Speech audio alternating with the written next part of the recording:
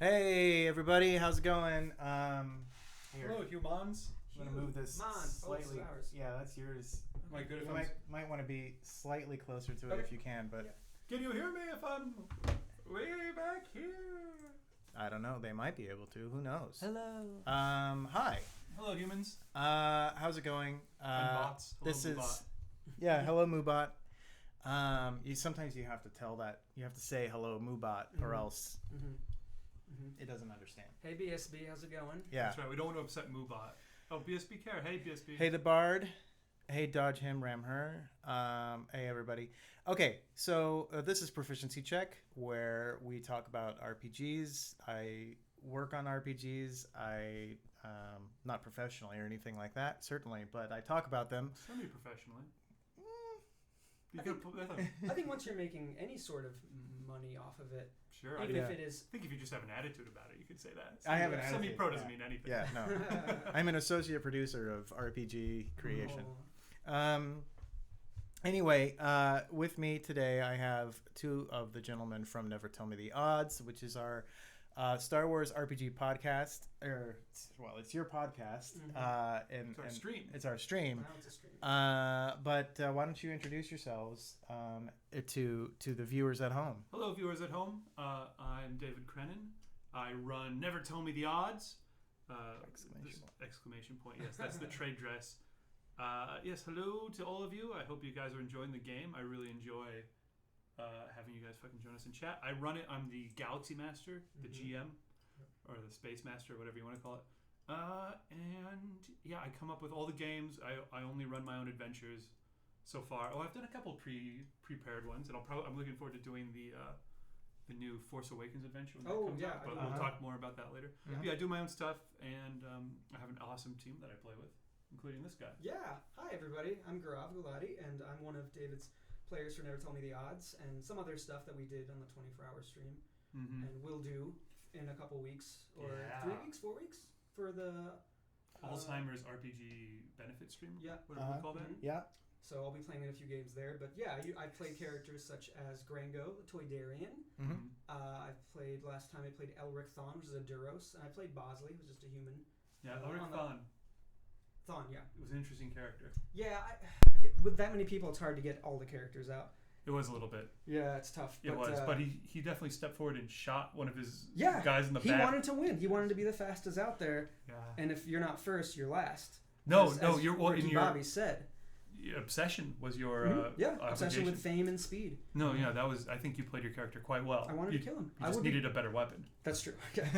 Wasn't the best weapon. You needed to turn one of your pod engines around and fire a big gust, like activate the thermals and just just like a leaf just blow off the out of the air. Yep, that would have worked too. That would have been great. That would have been great. Okay, cool. Yes, BSB. I turned up some of the volumes and switched the mic over on their end and everything. So do I need to get? I think you're okay where you are now. Okay. So this is like the front, and it this is the front. Gotcha. Kind of goes. Cool. Cardioid fashion. Shotgun. All right. So I wanted to have you guys here because I wanted to talk about basically all month long and through June. I'm meeting with everyone who we have a stream with, so that people can get to know you guys and ask questions about your stream, and and we can sort of discuss how things are going, how they're working, and what your future plans are, and things like that. We can talk about Force Awakens and all those things. Tease some advanced information that only you will know for tuning in. Yeah. Not even my players will know. Yeah, not even. I won't tell.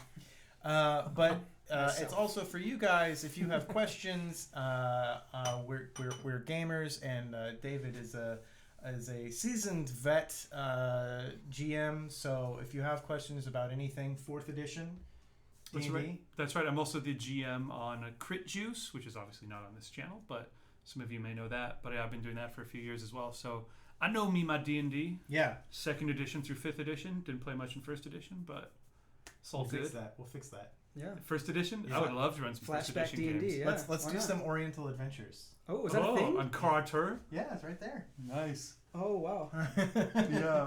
Yeah, it's racist as fuck. Yeah, That 80s. Yeah. Okay. Anyway, so we were talking a little bit before the stream. We were talking about some of the rewards that you can get, that chat can basically unleash upon players and GM alike. And I wanted to sort of go over them because Star Wars, the system, is so different from D&D and from Barky's Brigade and everything. There you go. There's We all stand up. It's so different system-wise. There's so many different things and stuff that you guys do. Yeah. So different. That the rewards are quite different from Barky's, which I think everyone kind of understands the Barky's rewards. So I wanted to kind of go over them really quick, and then we can talk a little bit about how they play out. How better to fuck with the game. Right. Yeah. Right. Which would be great. I agree, though. I think you guys have been doing a good job giving us rerolls and triggering obligation. And of those two, I really enjoy the obligation triggering. Yeah.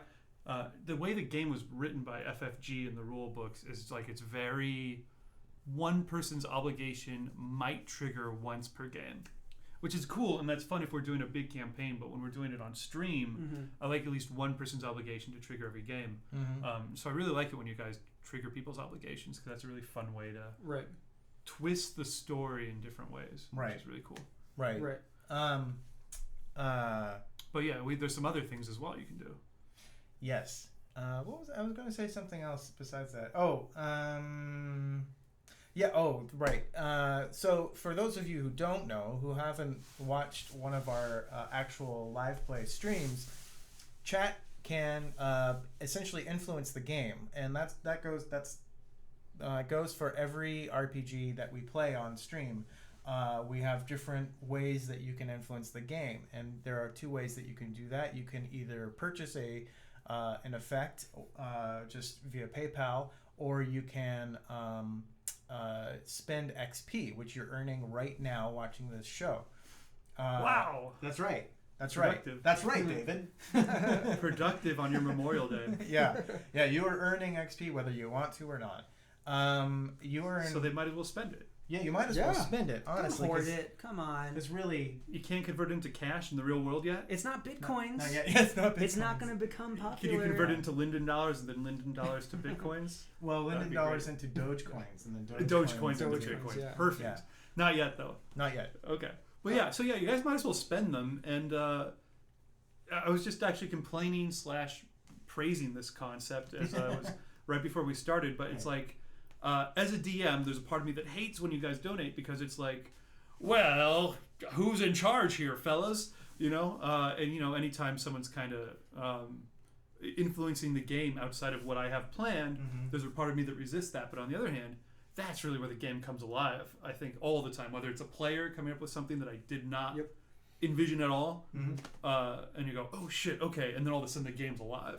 Right. In the same way that gives you guys who are listening, by donating your XP, gives you a way to interject that in the game, and it's a real way to keep us all on our toes. So there's part of me that really loves that as well, and would like to see more of your XP spent in it, because if there's anything I love, it's fucking scrapping all my notes and just going off the that's map. Not happening now. Yeah. Exactly. I know, but that is the best time to kind of be playing, right? Yeah. Absolutely. BSB Carrot says he likes the differences between the rewards from the various streams.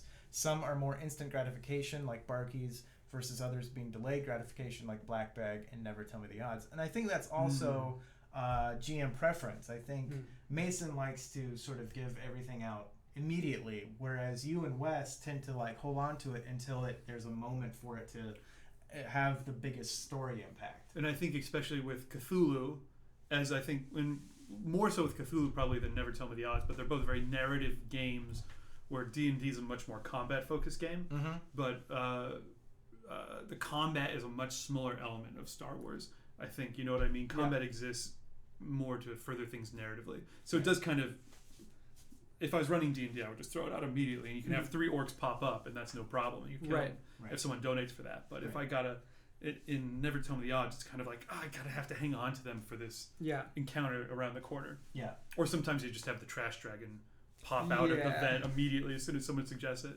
Right. Yeah. But with something like the obligation triggering, which BSB Care just commented about, how you influence the game a couple ways and I kind of used that to kill a couple characters off. Yes, for that I was like, ooh, this will be really good for something later, so I'll just keep this in my pocket. Right. And that was totally me just being narrative. Right. With it. Yeah. Yeah, which is great. And there's Dark Sun has the Sorcerer Kings, which is extremely long term. And getting longer. We can talk about that too, but these guys don't know anything about that. No, I'd like to hear about that. Yeah. What's happening there? Sean and I have some ideas for essentially a metagame around Dark Sun. So a metagame that you guys in chat can play when the stream is not live, and it's like Risk, but on a global scale that will affect the Dark Sun game as well. I like it. Yeah. Cool. That's really cool. I wonder how we can make something like that for Never Tell Me the Odds. Like, what if something long term? Because we have like a whole galaxy and there's political stuff happening everywhere, you know? Well, yeah. Well, and especially with the last game we ran, it was the first game I've ever set post Return of the Jedi. Yeah. But now that there's this 30-year expanse between Return of the Jedi and Force Awakens, right? There's a lot of room to play in there, and especially I think you could do a similar Risk type thing where you've got Empire Collapse. There's obviously the Imperial Remnant that's kind of coming from the expanded universe, but that's like, okay, there's going to be a section of the galaxy that's still under pretty good Imperial control. Right. But then at the same time, Power Vacuum, we've got these huts that are expanding. You know, the Rebellion, former Rebellion, now the what do they call Resistance? It? Force Awakens. The Resistance. What are they resisting against now? The Resistance. Well, the Resistance is an arm of the what are they called? It's not the First Order. That's the bad guys. Yeah. It's like New Republic. I think it's New Republic. Could be. Yeah. Well, anyway, so tell us, chat. You've got a handful. Yes, please tell us, chat. But we've got a handful. So the Resistance, the Resistance is what Leia leads. That's the military arm of the other part. Yeah. But anyway, well, you have them as well, and obviously the Rebellion, this very nascent Rebellion, would be like, oh, okay, we just got the whole galaxy. What do we do with it? Right. And so you've got all these major power players who would all be trying to fill in this vacuum, and so you could do a similar Risk type thing where you could be like, you know, and then obviously planets want to assert their own independence. Yeah. The Mandalores will have some kind of concept, but yeah, you could kind of like be like Mandalorian faction. How much do they expand, and who pushes on who? Yeah. The last game I kind of dropped the notion of an Imperial blockade. We're blockading off some hyperspace routes, which stranded some people somewhere. Right. And so that's, you know... You need one of those gravity star destroyers, the ones with the gravity wells. That's right. What are they called? Interdictors? Yes. That's right. I downloaded TIE Fighter versus X-Wing. The game? Yeah. The first one? Yeah. Oh, wow. Well, the third one, I guess. Okay. So there was TIE Fighter. Then X-Wing, then... X-Wing, and then TIE Fighter, and then TIE Fighter versus X-Wing. Right. Yeah. And that's in there. Yeah. Yeah. So,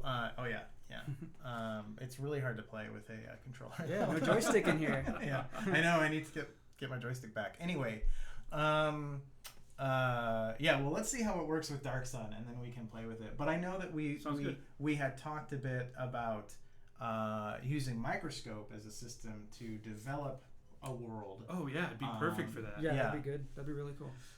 You guys land on whatever planet, Verper, or Volper. Volper, Where yeah, we the were one last time, yeah, and you could, So that was one you just made up, right? actually no, that is part of the Wikipedia. Oh. That was all. That was a real thing. Yeah, that's where Dude Bolt really is from. Oh wow, It's from Volper, That's awesome. and they really do have giant orbiting jumbotrons. That's so cool. Trash rings, industrial. But yeah, and then it's never featured largely in anything, so I just kind of fleshed it out from that. Nice. I played the pod racer game that came out.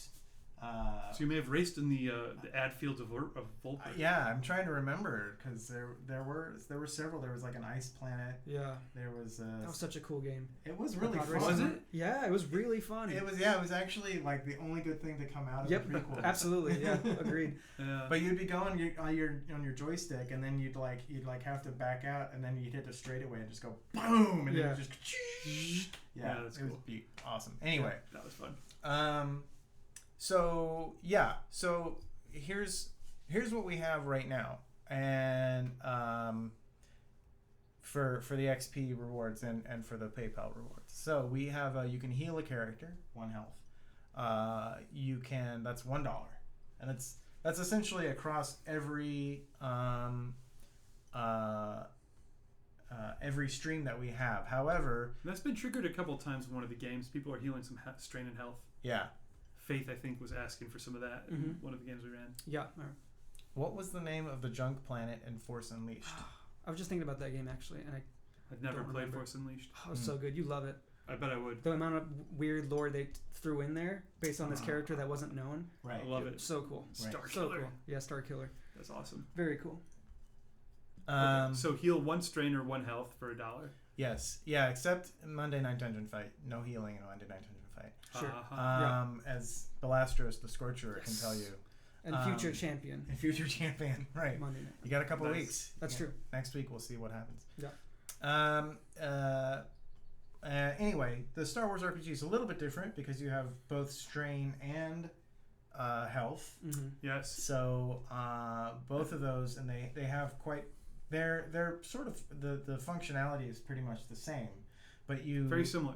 But they have completely different things that go Right. down. So I don't know. Well, with health, it's very interesting too in that system because when you hit 0, you don't die. This is just something that's easily overlooked. You don't die. You just take a critical wound. Right. But these continue to accumulate across adventures until you have, as a GM, I give you a long time off to recuperate. Right. And then you can kind of get back to treatment or whatever and remove these things. But that's really interesting because it's true death in the Star Wars galaxy. There is no resurrection spell or anything like that. Right.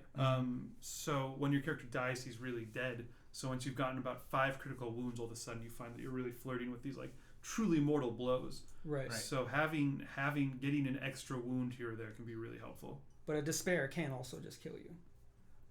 Placed correctly. Yes, yeah, I did. That was maybe slightly bending the rules a little bit. He got hit with a lightsaber, so lightsabers modify that critical wound by a bunch. Yeah. They have a vicious quality, so they add a big amount to the critical hit roll. Right. But that's cetera, cool because so until that point, I don't think any of us feared you or the people that you made until that point. Mm-hmm. Because no one had I don't think anybody had been brought to 0 or near 0. No, you guys have been doing really well in those fights. Yeah. Partially thanks to Merce being an absolute beast in combat. Mm-hmm. I don't think. Also, I was gone for the combat heavy session. Yes, you were. Yeah. But I'm not sure how Gibby got through it, but he did. Somehow. Well, what happened is Merce just charged ahead, just throttled everyone to death. Great. And then it was like everyone else's turn, and they're all like, "I guess that was the fight." Yeah. Yeah. No, everyone performed really well. Another thing with the health and strain is that I don't think strain has ever been something on the top of our heads. We've always just been like, whatever, strain. Mm-hmm. So I think like anytime. I think you should make it just anytime you roll threat, that's how many strain you lose and something bad happens.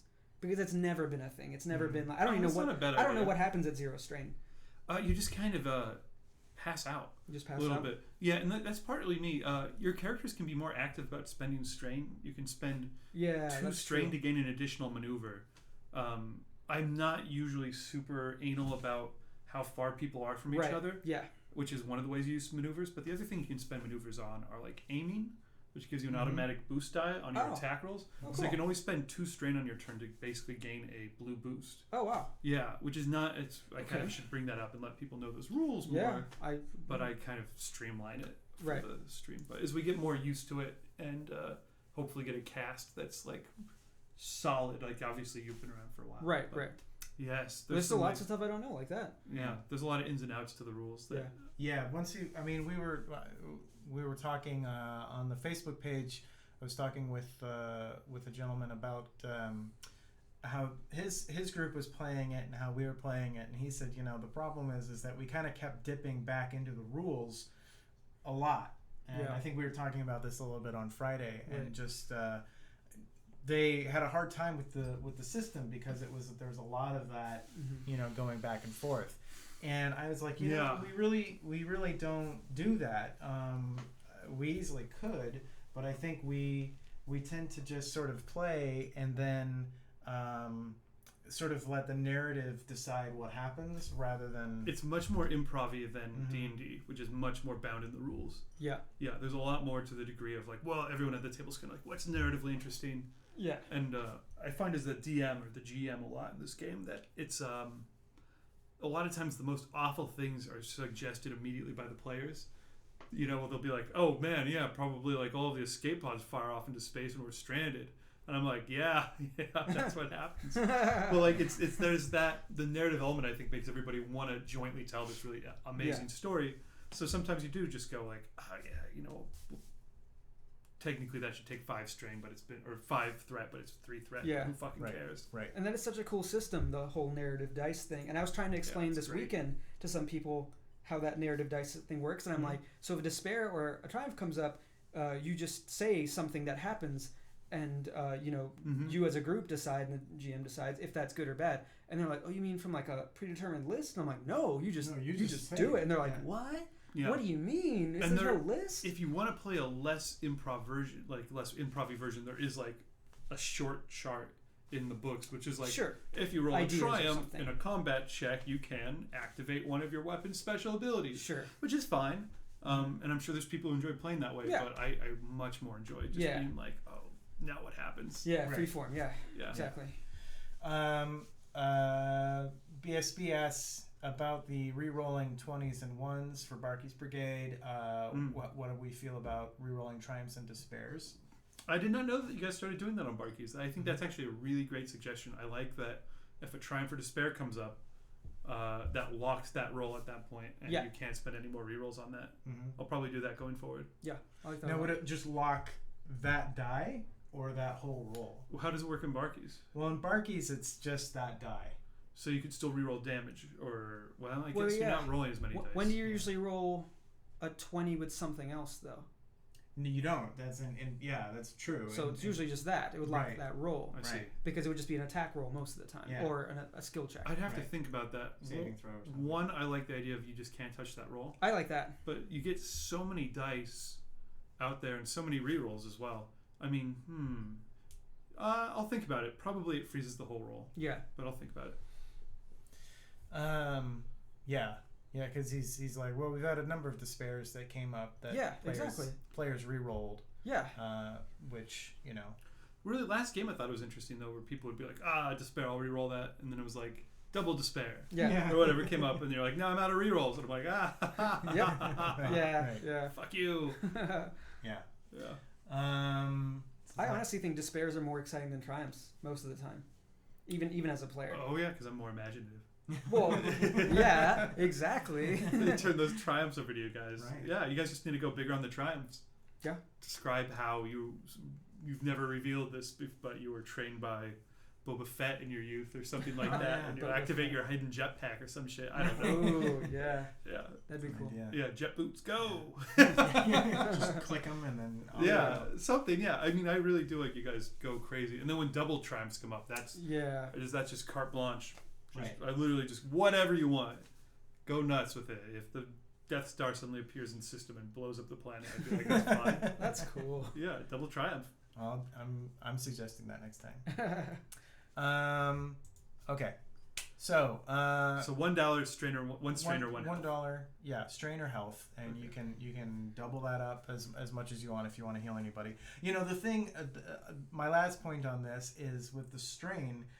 Most times with anything lower than what is it, a nemesis in there, strain is really, they have far fewer strain than they do have health. Well, yeah, you're talking about for enemies? Yeah. Yeah, minions and rivals. There's 3 classes of enemy. Right. Minion, rival, nemesis.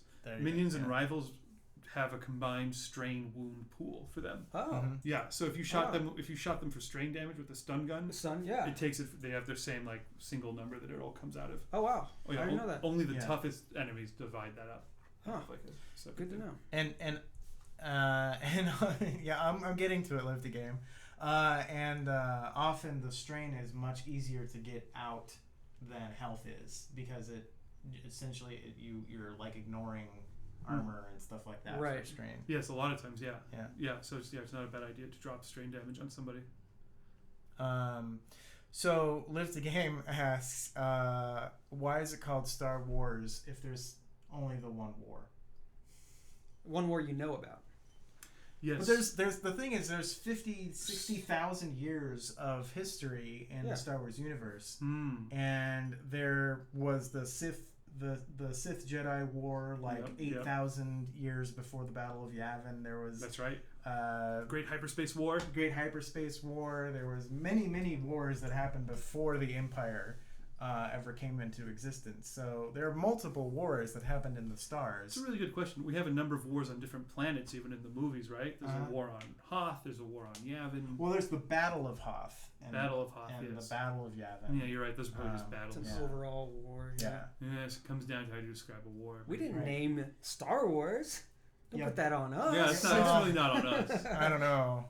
I think that's our duty now. Okay, we'll change it. Star War from now on. It's been codified. Star War. Star War. The Star War. Star War. Yeah.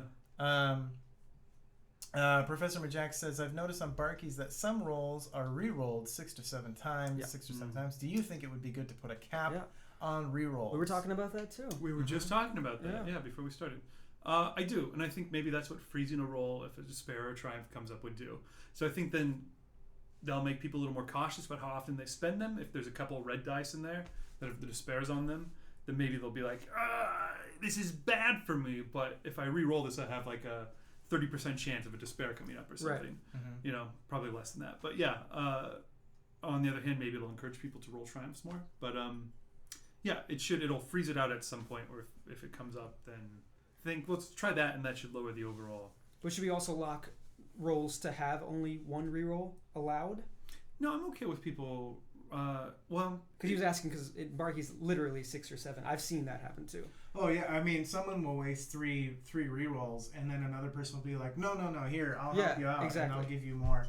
And the thing, Bastion mentions that Mace loves it because they burn through their rolls like that, and then he drops a dragon on them. Yeah, wait for them to burn out the rolls. Right. Yeah.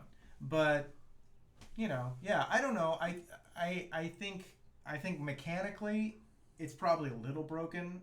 You throw something at them, and then they're just going to try to beat that. Right. But everyone seems to enjoy it, so I haven't noticed it. And if it was D&D, maybe that would be a little more worried about that. But again, like I was saying, combat is a really different beast in the Star Wars RPG. I feel where it is go ahead. People have been mostly spending their rerolls, I feel like, on skill checks and things like that. There's so many different ways for me to push the narrative in these different ways and reach that really high tension choke point or whatever near the climax. Right. There's a lot of ways to get to that, and so I'm not usually that worried about how you guys spend your rerolls. And usually it seems like people spend them on something that's really important to their character. Right. Like, I can't let this happen to Merce or this droid or whatever. Right. And that I'm okay with. That I think I like to see that level of investment. Yeah, it does sort of push a player's agenda or a character's agenda even a little bit. It's like, no, this is the one thing he would not let happen. Or whatever. And so it's good. Yeah. Also, some kudos to you that when people are doing those rerolls, that you. So I remember last time where I was trying to shoot Dak when he was jumping. and I rerolled twice, Mm-hmm. but you still made me shoot those shots. Oh yeah. It wasn't like I only shot one and then I rerolled. I shot 3 and I missed, hit. No, I think that helps to And enhance the that's narrative really as cool. well. Yeah, I like that a lot. Yeah. Yeah, I did describe that in a couple of ways. Or I think when Amy was trying to dodge, a couple people were coming right at him. Yep. Her. It's her Is it again. her then? Yeah, Okay, it was just her. to my- Yeah, exactly. Where you describe these near misses or whatever Yep. as it's all happening. Yeah, because that's me. That's what the reroll is. It's just minor tweak of fate where you just at the last second avoid the destruction. Which again, in this game, being a more narrative or cinematic might be a better term. Mm-hmm. Very cinematic game, and you get those cinematic moments where you're like, oh no, there's no way he's going to avoid that. Oh, he avoided that. Right. And the rerolls kind of help simulate that a little bit. Yeah. And the last one was, how do you feel about other players giving their rerolls to another player? That could be changed, maybe. I like that. As a player, How do you feel about that as a player? So- Yeah. here's the thing. Some of us have been doing this a lot longer than other people. Let's be honest, Amy's probably the most popular person on our stream. She's just the most well-known. She Yeah, has most fans. well known, absolutely. So she usually gets more rerolls than other people. And some Mm-hmm. people are good about spreading it out. But sometimes, like last time, because Ben was totally new, he didn't get any. Mm-hmm. So sometimes that would cripple him. No, Yeah. okay, so it's good then to have somebody who's willing to expend rerolls on someone else's behalf. Yeah, I do see I do see the other side where you can just keep giving everybody's rerolls. It's a community Right. pool. Right. So, but at that point, it should just be a community pool. Why Well, give maybe up? there should be. What maybe I should do then is if you want to give a reroll to somebody else, there's a cost. Yeah, Like maybe that should that's be fine. Do two a strain, something. Yeah, Yeah, absolutely. 2 strain to give one of your rerolls for somebody else, and Mhm. let Yeah. that.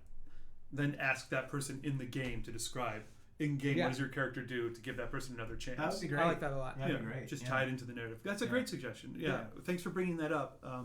Was it Professor Yeah, it was Professor. M. Jack? Yeah. Professor Majak. Yeah. Okay, great. Yeah, that's a good suggestion. I'll make that a narrative thing now. I think. Cool. We So, should write this stuff down. yeah. We'll remember it. I'll remember these things. Oh no, it You'll was remember. it was BSB Care. Oh, Oh, BSB yeah, Care. it's Thanks, BSB BSB Care. Care. BSB Care. That's a good question. Yeah. Thanks guys. I'm on your team too. Okay. Moving on.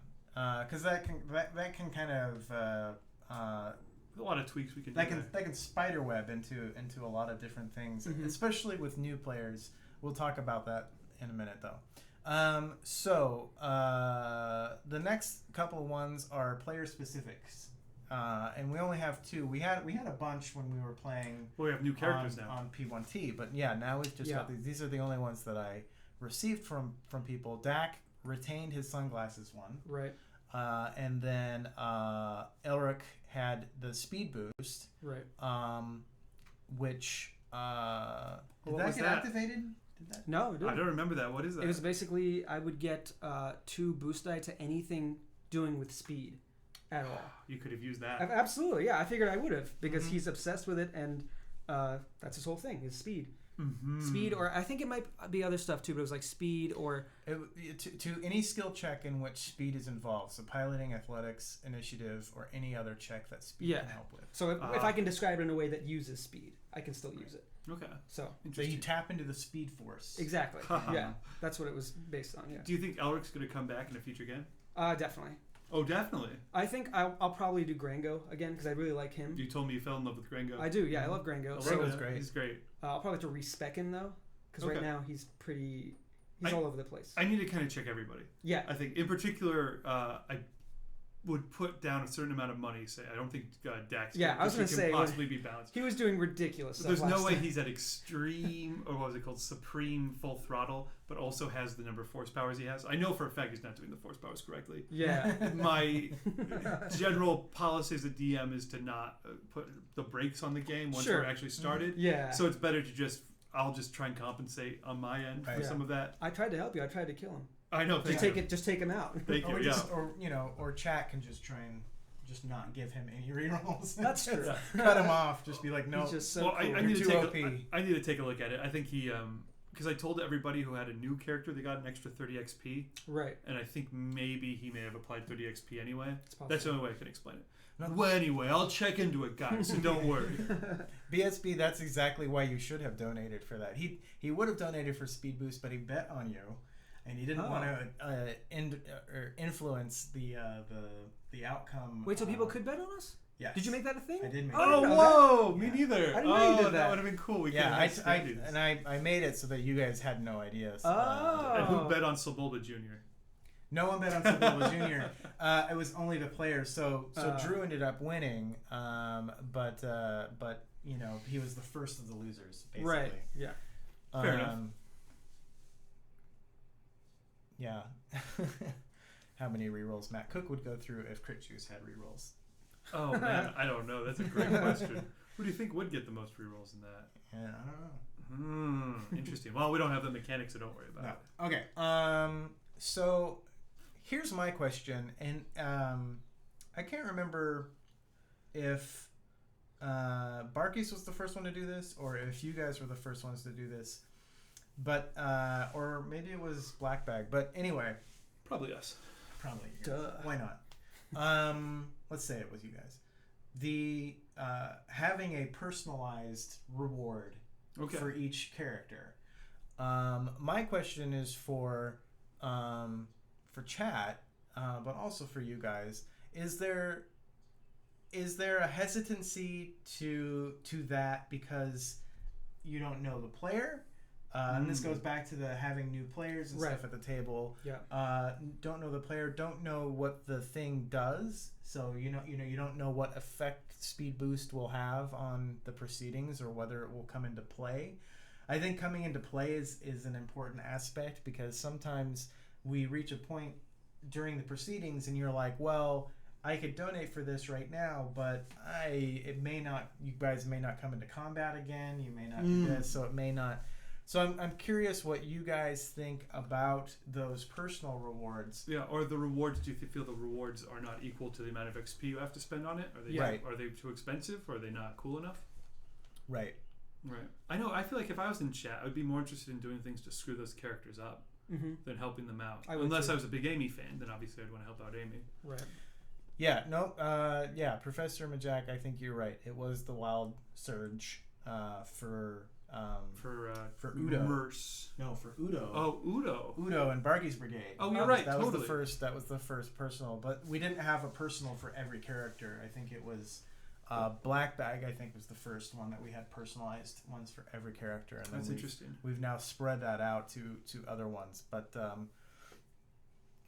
excuse me. Yeah, I'm just curious as to what what you guys think about those and how you guys, because I know that you planned out speed boost and stuff, and the ones that you guys had before, like Grangos. I wanted Grangos. Yeah. I wanted that to Grangos. I had those chance cubes that I'd actually bought, physical chance cubes. Yes, you did have those. And so that would I would roll them, and depending on what happened in those dice, it would give me either more successes, or there's actually a bad thing that could happen, but he loves gambling so much that it would trigger him rolling more dice in the next roll, I believe, or the next few rolls or something like that.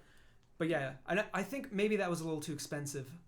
It was like 14 or 12,000, or 1,200, sorry. Right. But I don't know. I don't know what comparatively to other people. What is the market? Yeah. Yeah, exactly. Yeah, it's a really good question. Right. Yeah.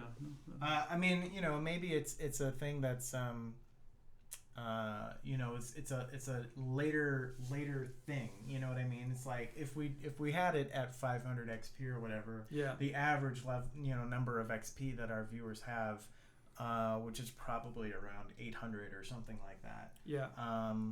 People probably 500 is a lot of XP. Yeah. To trigger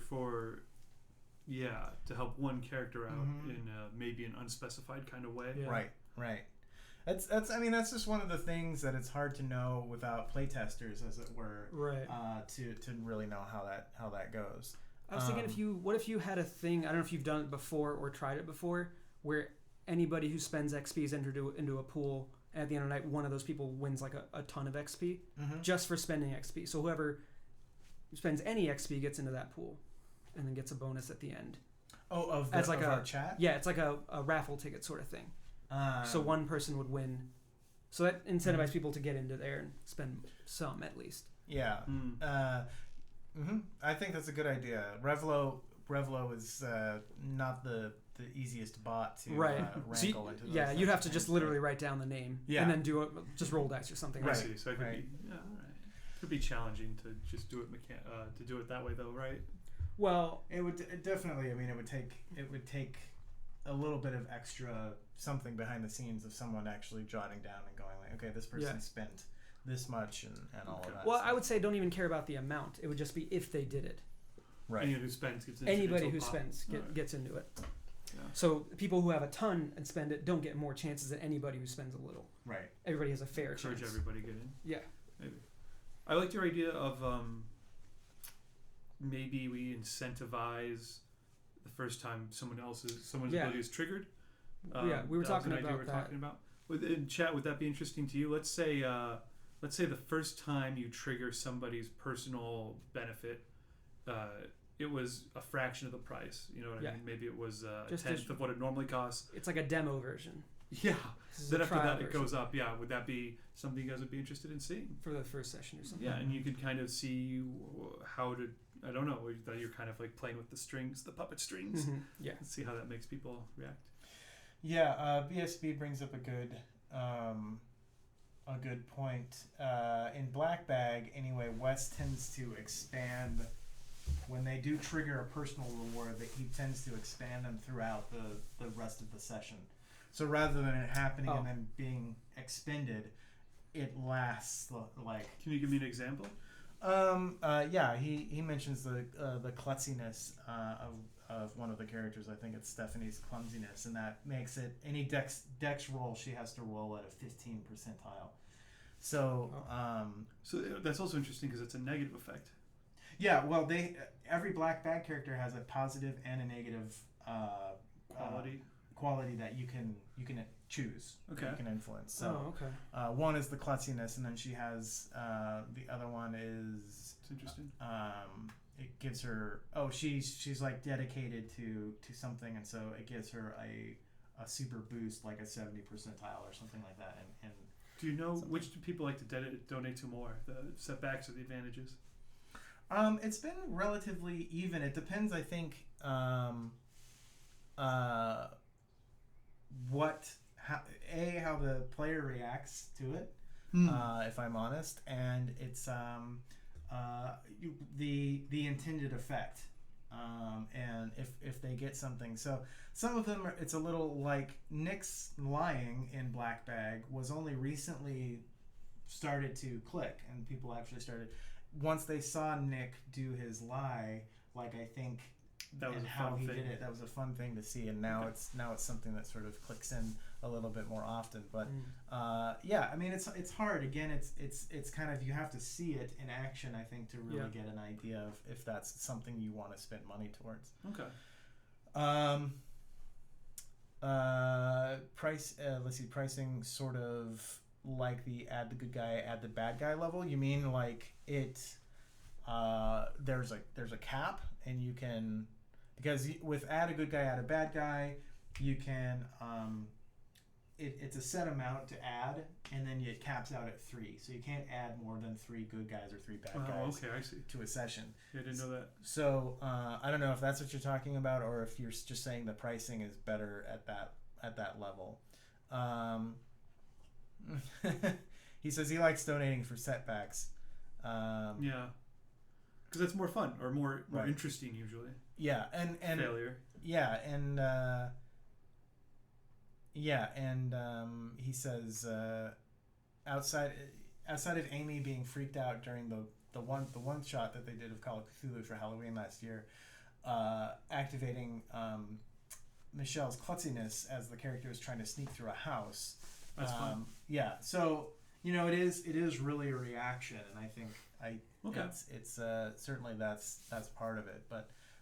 Anyway, that's good info. That's good stuff to know. Kind of tying into this, and I know this is further down the donation list, but Star Wars works in the obligation factor, which is kind of a negative or setback quality that each character kind of comes up with. And I thought that was really fun when everybody's got triggered at the beginning of last session. Yeah.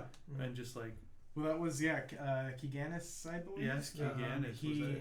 He was like, I'm not going to be able to make it to watch the show live, so I am going to activate all of this stuff now, and you can play it however you want.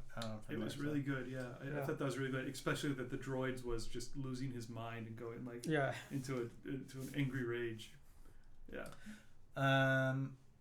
So BSB says price for triggering things for a character. He says caps out, say at 3, and then the pricing gets progressively higher. So it's $5 for the first time, 8 for the second, and 10 for the third.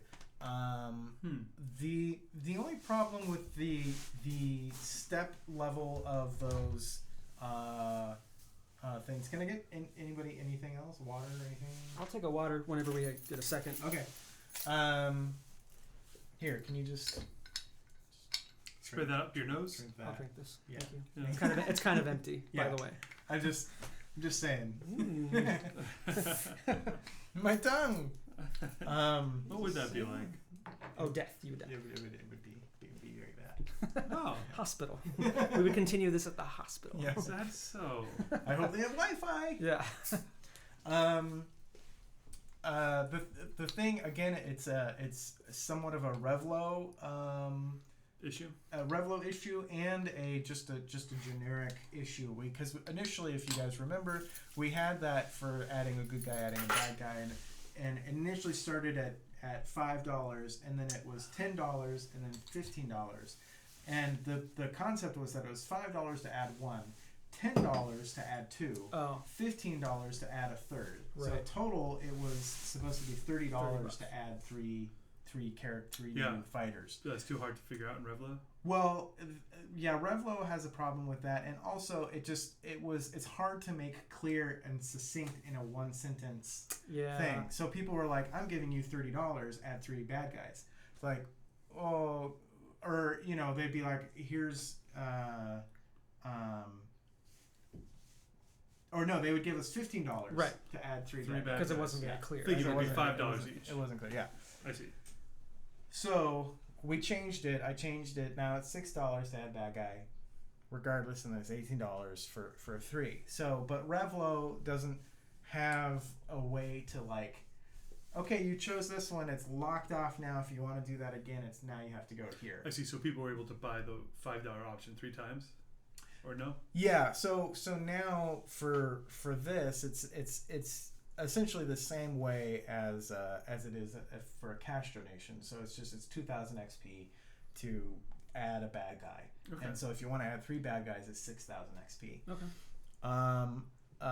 The way that Revlo works is that you can set a one-time only thing. So once you use it, you can't use it. It basically takes that off. But then there's nothing we can't have. Basically, someone would have to be behind the scenes, not me, and going back and then activating a new reward that would be a higher level version of that reward. Way too complicated is what it sounds like. It's just too complicated for a 1 to 2 man operation behind the scenes. If we had someone who was specifically monitoring Revlo and everything, then that would be a little bit better. There are bots that can do these things a little bit more easily, but they're not quite as laid out as nice as Revlo is. So. Well, I mean that's honestly okay. So I'm not so worried then about the escalation of it. I do like the idea of maybe just pricing it lower for an introductory session to activate people's things, and then get it out there. Yeah, and maybe just leave it low for that whole session, and just trust people to. If people really like it, then let them donate, and then see if they want to continue to do it in the future. Mm-hmm. Yeah. So maybe we'll try that. Okay, moving on. What else we have? We have the infamous reroll. It's $3 or 800 XP. Everyone seems to get the reroll. Rerolls are universally loved and adored by everyone. So nothing cheers you guys up at the table. Yeah. Or pisses you off like someone else getting a reroll. Yeah. Particular. True. And or Amy. I'm going to get to what BSB Care was talking about because we're getting to that point. For $5, then we jump. For $5 or 1,400 XP, you can add 1 boost or 1 setback die to a character's next roll. So this one hasn't been triggered a lot, which is a little surprising to me, but maybe it's just the expense of it. Yeah. But this is also, I have to be honest, FFG's boost and setback die rarely ever help anything. Yeah. What do you mean? They're very minimal. Usually they come up blank. Yeah, usually they come up blank. Or they're I think 3 of the sides are blank, and then, or is it 2 sides are blank, then there's 2 failure and 2 threat. Yeah. Total on all 6 sides. Yeah, so the most it's going to add is 1 failure or something like that. Yeah. So it's pretty easy to throw 3 onto a roll and not have maybe 1 failure come up. Yeah. I think for that price you could probably make it a yellow or red dice. That I think would be more interesting. Upgrading either the difficulty of my roll or of your roll. Yeah. So I think that would maybe, especially at that price, just we could try that. And maybe I think we have to see how it goes. Is that also if there's a roll that happens to, that can't be re-rolled because someone wanted this to happen. Yeah. We should keep it as it is. I think it's an interesting idea. We do have a level where you can use a destiny point, basically, right. But it's at $10. It's basically twice the amount, $10 or 3,000 XP. Okay, so that's a free upgrade. That's sort of what we're talking about, but that is what we're talking about. Yeah, that would do the same thing. And that came in. I guess you could make it a yellow or purple instead of a boost or a threat for the lower level one that we're just talking about. It could just be something of add a failure or a success, straight up. Oh, sure, yeah, that's actually what great. I mean, and just be like, I want to add a failure to this next roll, or something like that. Yeah. Because there's game there's mechanics for that. There's weapon qualities. One's called superior, which is whenever that weapon automatically has an advantage on every roll. You just add it onto whatever you do. Right. So it'd be easy to say, kind of apply that to a roll. Say this roll has 1 additional success, or if you want to donate a bunch, you could give it 4 failures or something like that. I don't know. That might do the same thing as the booster setback die, but in a more appealing way or enticing way. Okay, well, let's look into the upgrading difficulty as a separate thing from upgrading your dice as you would with a destiny point. Okay, well, yeah, or there's the other way you were saying, which is just add an extra purple or a green. Yeah. Right. Which is a big change. Yeah. Right. Yeah. Yeah. So there's a number of different. There is the just adding a failure success. There's changing the purple to a red or a green to which is what we do with the destiny points. You can even do it after the fact by not telling them. Like they'll roll and then be like, but someone did this. You literally just add that 1 dice into the pool and see if it changes. Yeah. Because then you could see if they're 1 away from a failure, 1 away from a success. You can change it. Yeah, then I could change it then. Possibly, maybe. Okay, we can look into that. BSB says he likes buying a success or a failure for the next roll. Okay. He'd be more likely to donate for the buying 1 success failure on the next roll for a person or a GM. Yeah, I like that a lot. That's interesting. Keeps it simple. Yeah. Fuckwad says if the reroll XP amount was lower, he'd be more interested in that. Yeah. Of course. Yeah. Sure. What is it right now? It's 800 for XP for a reroll. I feel like we get a fair number of rerolls in at this point already. I mean, we're already talking about a way to moderate rerolls. Right. That's true. We probably get them. I think people don't generally spend the XP to cash in rerolls. I would say that there's not a ton of incentive for us to change the XP value on those. But yeah, it is worth considering. I mean, I'd have to look at the numbers and the averages and stuff because there's people that are sort of all over the board. Touch him. What is it? Yeah, I was wondering about that too. Yeah, I always look at it in the screen. It's really in the room with us. Yeah, his name is Murph. And Samantha made him, actually. What? Awesome. Yeah, there's a whole backstory and everything for him. Cool. Can you wear him? No, you could try, but he's not wearable. It's not a helmet. It's not hollow. No. All right. Oh, well. I just assumed. No. Anyway, yeah. Right. So okay. Rerolls maybe will stay the same. You'll look into it. Right. Yeah, I'll look into lowering the XP. The thing I don't want to get into is us lowering the XP and then people shifting to using the XP predominantly. That's why XP is so much more expensive, and there isn't a direct correlation between how much something costs for a cash donation versus how much it costs versus XP. Because XP you get for free, and yes, you have to spend a lot of time watching shows in order to build that up, in order to buy one thing. But that's sort of the way the mechanics can work. Bonus bucks. It's bonus. It's Barky's bucks is what we initially called them. But yeah, so I don't know. There's certainly room to play around with them, and I think anything over 1,000 XP is probably pretty expensive, and only a few people can actually get them. So I'll look into changing some of the numbers around. I just have to sort of look and see where everyone's average is at. What if you had a discount for first-time viewers? I think that would be great. There's no way to do that in the current system. To track it and just have the bot figure it out? Yeah, that's tough. Again, Live the Game can probably back me up. DeepBot can do stuff like that. Yeah. You can set people into different categories, basically, and give them. So that's something that I've been looking into, where if you're a mod or a Patreon backer, that we would essentially double the XP that you would earn per minute, or triple it, or whatever. Or first person would be able to purchase something for a cheaper amount, just as a beginners, just trying it out or something like that. Things like that. There's a lot of stuff that I would like to do. It's just the technical limitations. Yeah, the technical limitations and the time that it takes. DeepBot is not a user-friendly script. I see. Yeah. Okay. So it takes a little bit of doing, and I just haven't had the time to sit down and try and break it down. So, but anyway, yes, and it is hard to tell who is a first-time viewer. Yeah, that's what I'd figure. Is that it's hard to tell. Yeah. There's no way to have a list or whatever. They could start changing their names and their handles in order to game us. You guys wouldn't do that, would you? No. There's absolutely a way to do that. There are multiple. Twitch knows who has watched us for the first time and who is a returning streamer. Okay.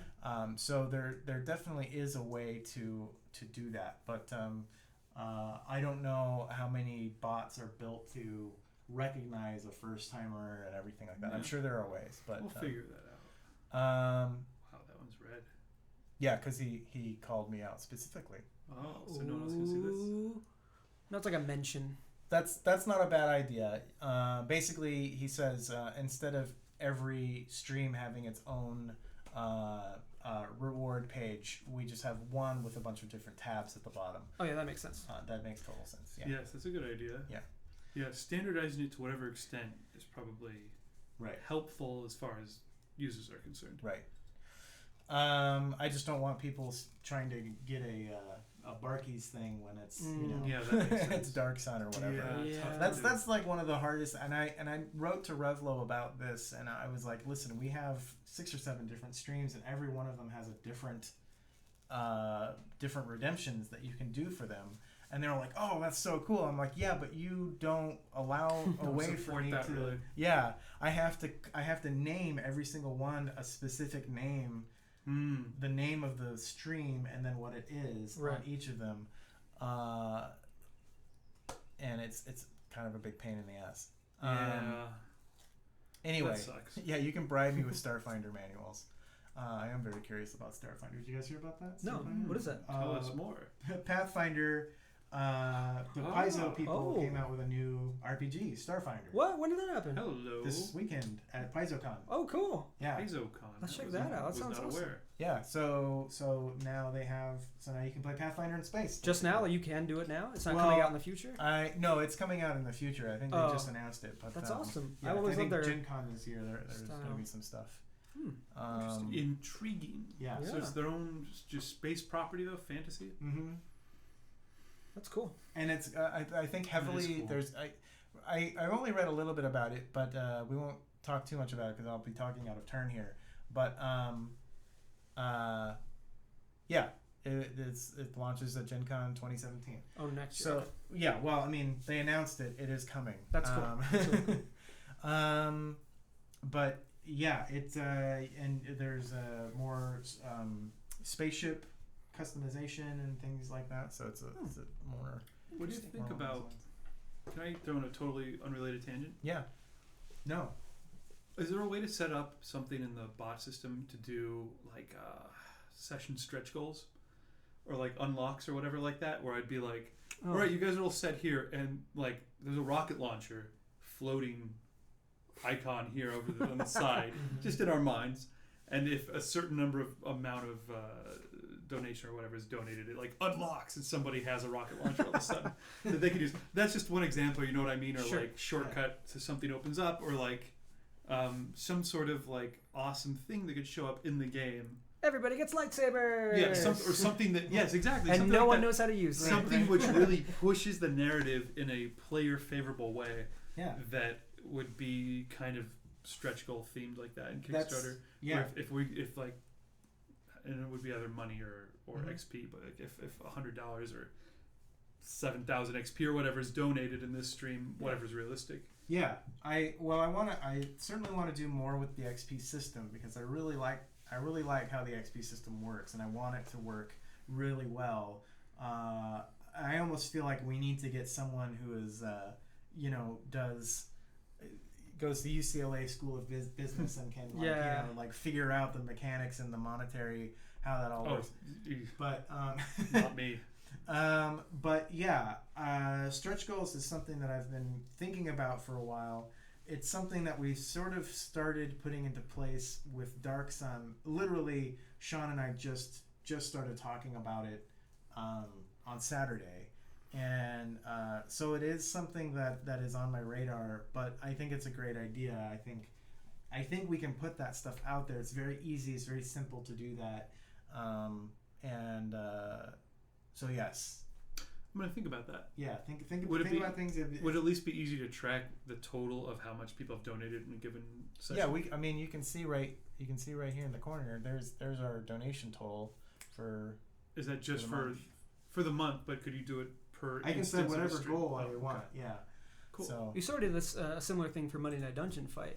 For a lot of the traps are like people donate chunks of XP to a total pool, and when that pool is full, then that triggers a trap or whatever the thing was. That I really like that. Yeah, and it was really cool. All of a sudden, and he's usually change. Yeah, exactly. Yeah, and it was usually something pretty big and pretty. I really flashy. like that idea. Okay, cool. Right, I'm gonna think about that. Which doesn't work very well, I will say. How was that? Well, it's hard. It's hard. I mean, Monday Night Dungeon Fight has only had really 3 streams so far. So right, still building an audience. Well, it's not just building an audience. It's actually it gets an okay audience, but it's there's not a whole lot of opportunity to see things week to week how they function.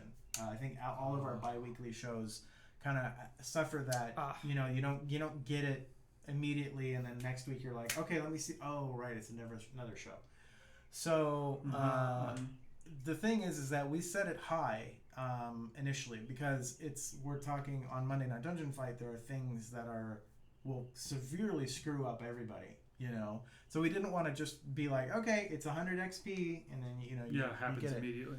And so we set things super duper high, and we're like, no one has that amount of XP, save for saving throw. So one person couldn't do it by themselves. One person couldn't do it by themselves. So, but I liked the concept of if someone wanted to enact a world-changing event, they basically had to get other people on board with it. Right. That's really clever. But the problem is that you'd need to get it to an affordable way that a lot of our viewers can play into it. You'd have to have like 20 or 30 people paying into it at 400 or 500 XP.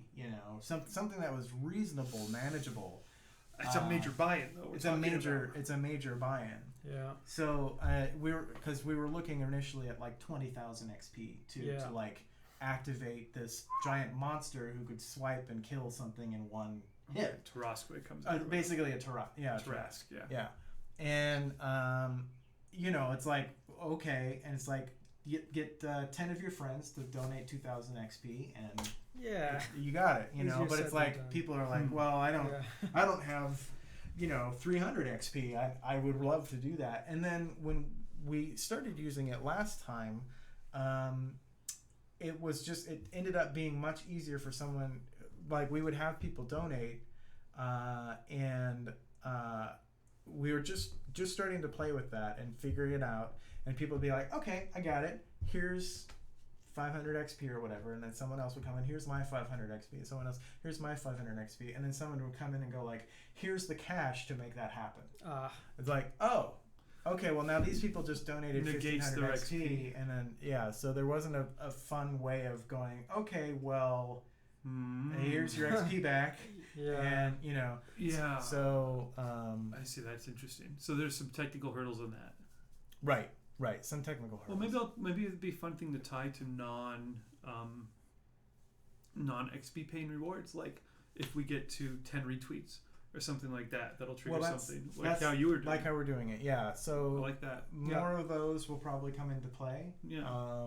Even though we didn't get there on our stream, guys, I'm really disappointed. But no, not boo them. They're fucking. These guys are here for it. Yeah. These guys are fucking here for it. But just kidding, man.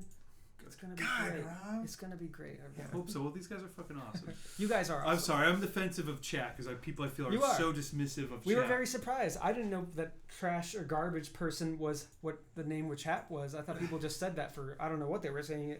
You're crazy people. And then they're like, no, that's what we call chat. I'm like, whoa. Yeah. Why are you doing this? Why I feel very protective of chat. You'll probably make me stop feeling that way at some point. But for now, I really feel like I got to stand up for you guys. Monday Night Dungeon Fight has some XP only rewards. That's a comment. Having an XP only reward versus one that's both or one or the other. There are some that are only cash rewards, and there are some that are only XP rewards. But not a lot of the other streams. It's a mixture of the two. Do I keep track of how much a stream gets per month, or is it done by hand? If so, can I do it sort of like Never Tell Me the Odds reaches $150 in the previous month? Yes. Wait, what? Amy says she's on her way. Oh, why? Why? Amy, we're going to be done in like an hour. Hey, if she wants to poke her head in, that's great. I guess, yeah. Yeah. Why not? She can wear this thing. Oh, yeah. Well, we have to make it a hat first. We'll make it a hat. We'll make it a hat. She'll wear it. Yeah, thanks to Sean, we wear it as a badge of honor. The trash dragons or garbage people. Whatever. Trash dragon, I'm kind of okay with. That sounds a little elegant. I kind of wish I was a trash dragon. Well, in every who says you're not? Yeah, really. Heart. I've been telling people. In your heart of hearts. That I'm a trash dragon. You. Okay. All right. Well, she's close. You might want to open she's that inbound door so we can hear her. Yeah. She's gonna come bursting through that door the second you touch the knob, Gaurav. I know. It's her. It might break your hand. It's her and a gaggle of cats. Yeah.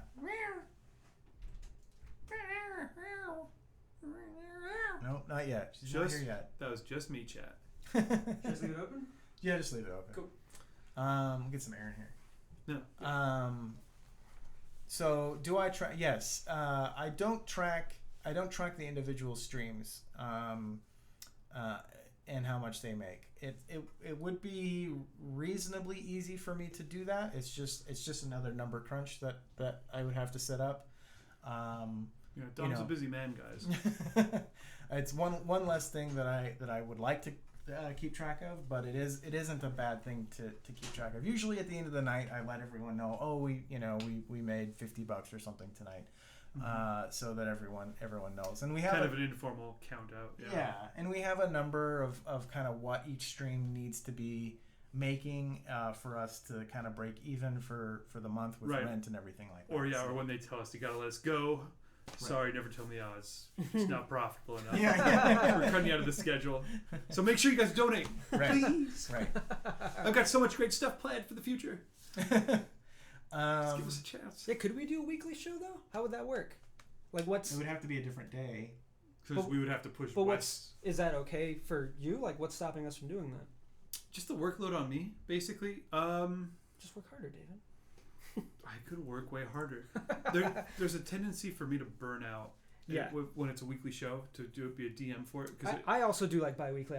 I think I understand what chat's saying, that coming to a show that is weekly makes a lot more sense to people. I love it. I love the idea. I'd be willing to consider it, but I was weekly DMing for a while, and the result is that it just means I'm doing nothing all day every day but thinking about D&D. Yeah. Because I'm planning the lead up and then digesting what we did when we went over it, and then replanning the lead up and creating new mechanics and all this stuff, and it's like. And you'll be doing social media to promote it the whole time. To have a week in between means I have a week where my brain is not thinking every day about D&D. It's thinking, or Star Wars. Right. It's thinking, only 4 hours a day am I thinking about D&D instead of 10 hours. Right. Or whatever game it's playing. So it's a lot, but if there was a real compelling reason to do it, I would definitely do it. So we'll see. Maybe let's grow it a little bit first. Yeah. It's Amy coming. Wow, it's very dramatic. An old French film. People are like, what the hell are they talking about now? You must hear that. So, let's see here. Are there any benefits for the channel as to when more people show up? That is to say, is it better if more people show up in the beginning, middle, or end?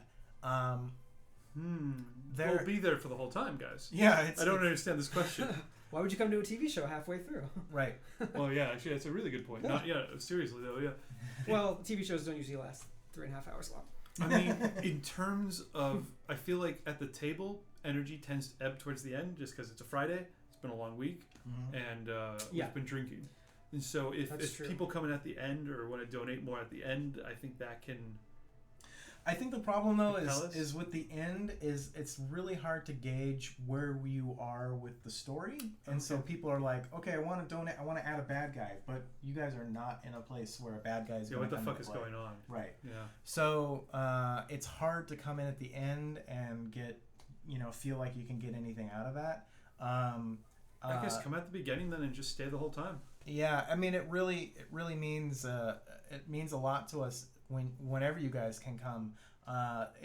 The thing with Twitch is around the 50 viewer mark, Twitch decides to give us our quality settings, right. Which if we were a Twitch partner we would get automatically, but the 50 viewer mark is about what they do. So when we hover around that 50 viewer mark, Twitch kind of takes it and gives it back to us, and that's when we have problems with buffering and all that stuff. So my preference would be to hit 50 or 60 like right at the beginning and just stay there the rest of the show, because that would like keep it, if we could hit 50 in the 15 minutes that we have prior to every show, and then just keep that going, and then we won't have issues. But I think whenever you can come is great. On that note, this is kind of a general question, but if you guys have any feedback, I'd love to hear it. Those of you who have been watching for the last 5 games I think we've played now on the stream, any feedback you have for me or the way I'm running it, I would love to hear what you guys are thinking of it so far. I never get this chance to sit down with chat and hear from you guys when I'm playing. I'm just I'm in my own little world in my notes. I'm really new to Twitch streaming. I'm really new to it, and we changed the lighting last time. I don't know if anybody noticed, and if you did, please tell us, was it better or worse? We took away, you usually have blue lights to make it spacey feel, but we're like, maybe just make it much brighter to still make it look a little more warm and inviting for people. Yeah. And I watched the replay back, and it looked pretty good to me comparatively. I haven't seen the replay yet. Yeah, I'll have to watch it. I'd love to know what these guys think who come week in, week out, Yeah, definitely. If it's a technical thing, like switch the type of microphone that David's using, like put them back on a lapel, or keep them on the table mic, or the lights. All the little mechanical things, if you guys have thoughts for specifically for Never Tell Me the Odds would be great. Lift Game says that he will donate once he sees the Stars War t-shirts. Yeah, that we're safe from Disney's lawyers if it's Yeah. Stars War, Yeah. right? Yeah. We might be. Should it be Stars stars with a apostrophe at the end of stars? Yeah. The War of the Stars. Yeah, and then we can. Yes, I like that. Mhm. And then we'll use the same font. We'll just italicize it, and Yeah. there you go. It should be fine. We I'll have get private right on copyright. It. Yeah. I'll do it. Are there stats for when most donations come in, for example, or most ad views, if those count? Well, yeah, because we're not a partner, we don't get ad views. On YouTube, it's always at the beginning. We do monetize on YouTube, and so those ads are almost always at the beginning, first 15 minutes or so. On Twitch, it really depends because it totally depends on the story, what you guys are doing, when it's happening.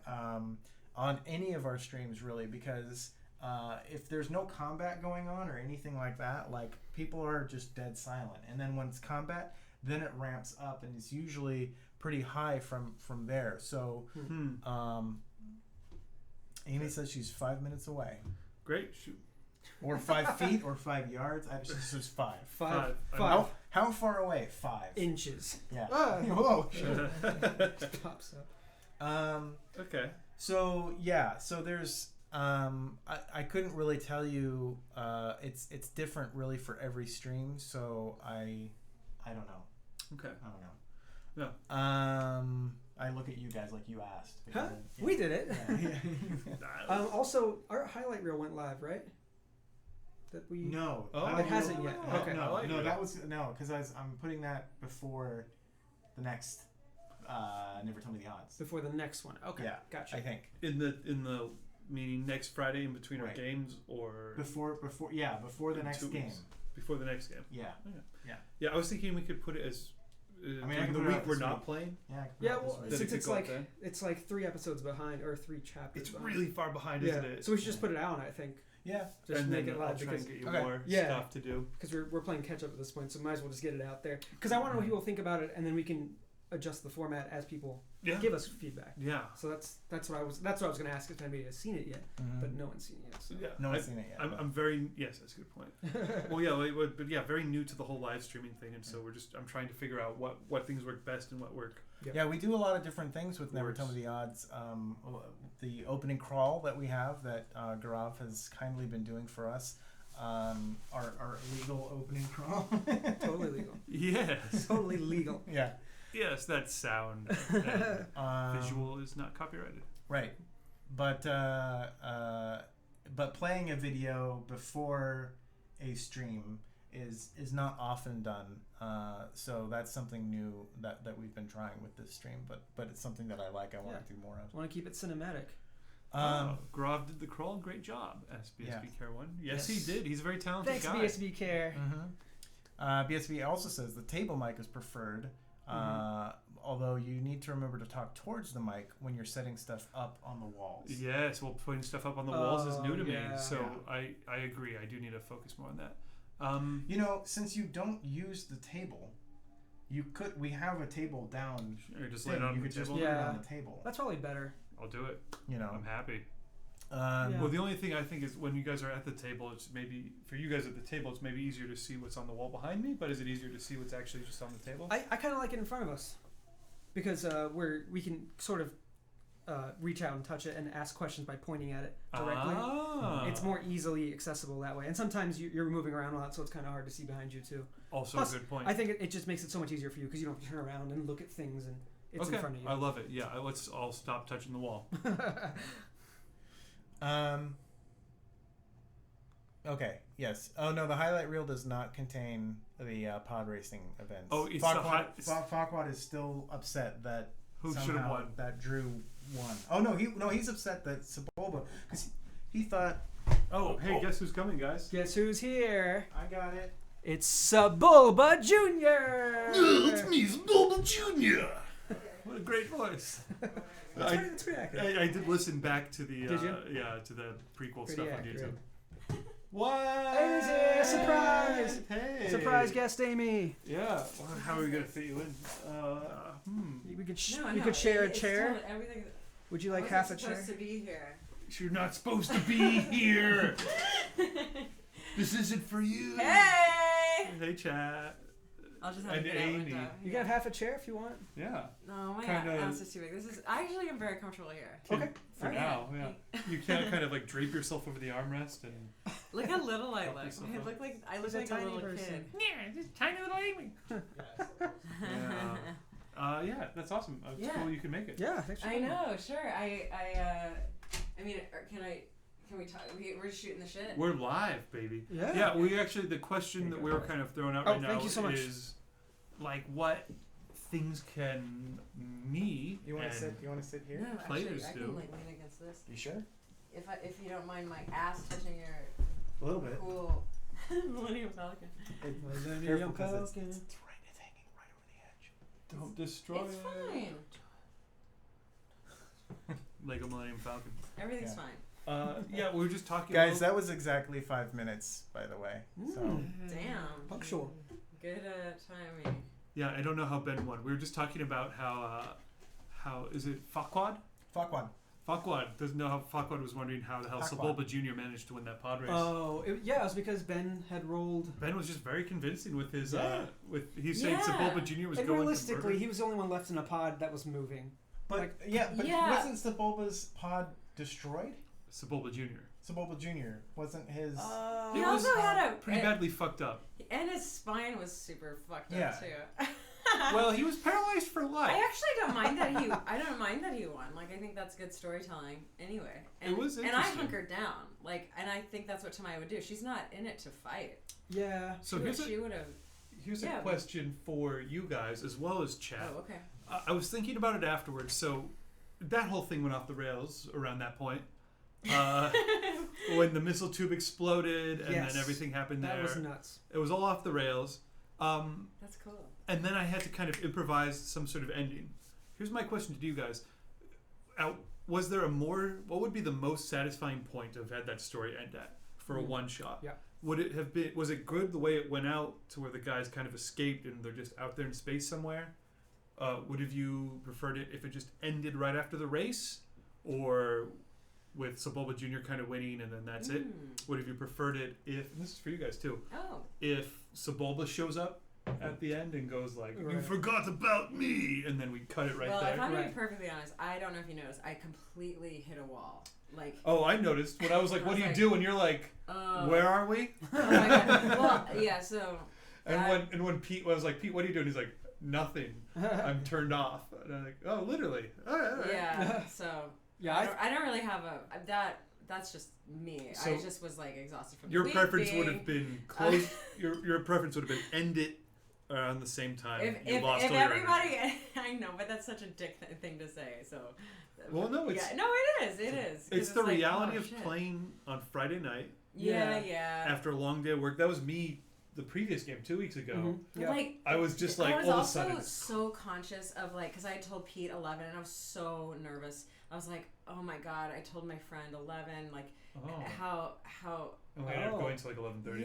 yeah, but I mean, but that's just me being neurotic. So again, this is on me being just a fucking weirdo. I told you that night that it probably should have Yes. ended after the race with probably a cliffhanger of some sort that you can always refer back to later. Yes, this is why I brought this Oh, up because you okay. mentioned with Sebulba Jr. showing up or Sebulba Sr. showing up and being like, "You forgot about me," and ending it and not getting into Yeah. combat and escape. Something. Or Which, like to the hut's me, coming up. I never would have thought to end it right there. Another thing I was thinking of that I thought about the other day about the prizes for that race, where you said 50,000 credits flat, but that made us all fight each other. But what if it was 50,000 credits or a one-way ticket off the planet for you and 5 friends, or Your team. you know, yeah. So we would all work together to at least one of us win, as opposed to me trying to shoot Dak while he was jumping. Yes, no, I agree. That maybe would have made more So sense. like something that makes Also, us. Drew was hammered. Drew was, yeah, he was. Like Obliterated. early on. He got drunk super fast. He must have shown up quite drunk. He I got think so. delirious. Yeah, that was the most drunkest I've ever seen him. Random tangent. Are you watching right now? Oh yeah, random tangent. If we you were talking about you, If you are, I do you, just dropped your name out of nowhere. do you remember the game that you played in? Do you remember how it ended? Yeah. Probably doesn't. He kind of disappeared too. Do you remember dying by the hand of Gaurav? No, he didn't. But yeah, okay, yeah, team event. Well, it was really Yes, it was really totally experimental. Some Yeah. of the stuff I was doing. Sure. The building the pod racers was totally experimental. I've never run a 5-way race before. Right. So I thought it would be a fun one shot. There's things that really worked. There was some stuff I would change if I did it again, like team racing. But yeah, so okay. I just wanted to check with you guys. Okay, so there's stuff we have to catch up on. Okay, Yeah. so James is asking, have I thought about putting it on immediate replay after an episode is over? That's on Twitch. Huh? Is that what you mean? Yeah, well, you can. Oh, there's a way. I see. I have to plead ignorance. I don't know how to do that. I honestly, it may be a partner thing because I know that Geek and Sundry can just flip a switch and then replay all of their episodes. But for me to do that, the only way I know how to do that is to take the video we just recorded and then essentially plug it back into OBS Studio and restream it, which means someone has to be running the equipment to stream it. But when I get home, I'm able to watch. And I will. Because you're watching the VOD. It's not streaming. You're watching the video on demand. Yeah. So yes, the video is immediately available. It's just not streaming. So if people don't, if there was a way to make it streaming, then people would essentially just stick around, and then we could get people to continue watching while we do it. But that's so smart. Yeah, you'd need to have someone actively. Don't just be there. running it. Just don't sleep. Yeah. I think that'll solve the problem. Thank you so much for that Yeah. suggestion. Yeah, We're doing it right now. Yes. So there's that. Amy, you're the reroll queen. No shit. Not for long. Yes, there was betting on the last Wait, on the there's pod a race. question that goes on. What does she think of a communal reroll? We're getting to that. Jesus, Amy. I shouldn't have access to the chat. Get No. out. No, I know. This is why I don't put chat. And people were asking me the Smart. other day if they could talk to Tracy and stuff because they're used to that. And I'm like, she can't see you guys. I'm sorry. But they really wanted to let everyone know. Yeah, I could totally see how that would derail even further. Breaks my immersion, guys. Right. I need to be fully immersed. The veils. You'd have to repart those veils every 5 minutes. Yeah, it is. It's like the veils don't get open all the way. Something's snagging them. Yeah. Yeah. So yes, there was betting, and Drew was the overall. People wagered the most for Drew. Fuck you guys. Amy's in third. Ooh, you were third. All right. That's kind of a surprise. Well, yeah, I'm kind of surprised about that too. But people know Drew has the killer instinct. Yeah, you have to. I mean, for a pilot game, That's Tamaya's not built to pilot shit. Right. Yeah, but you didn't even know you were playing Tamaya until the last minute. Yeah, that's true. Yeah. Oh, they were betting beforehand. Yeah, they were betting beforehand before they knew. Interesting, huh? Let's see. Lift the Game says, Amy, you were responsible for one of his most scary moments on the internet. I don't know what that is. No. Wait, tell us what that is. It's probably the despair that killed Bruce. But the backstory of That's terrifying, Murph yeah. is that Murphs are grown on trees, and there's actually little tiny Murphs, Oh my god. and then they are fucking love taught them. by the elder Murph, and then they go out into the world and they find little kids to be friends with, and they keep those kids happy and safe and warm and everything like that. And that's the story of the Murphs. Who came up with that story? Samantha. Oh. She's creative AF. She's wanted to make a children's book and stuff, and Oh, cool. So she's Oh my pitching that to Is she? Henson. She is? She did. She pitched it to a guy that works at Henson who has several shows. Oh my as well. god. But yeah.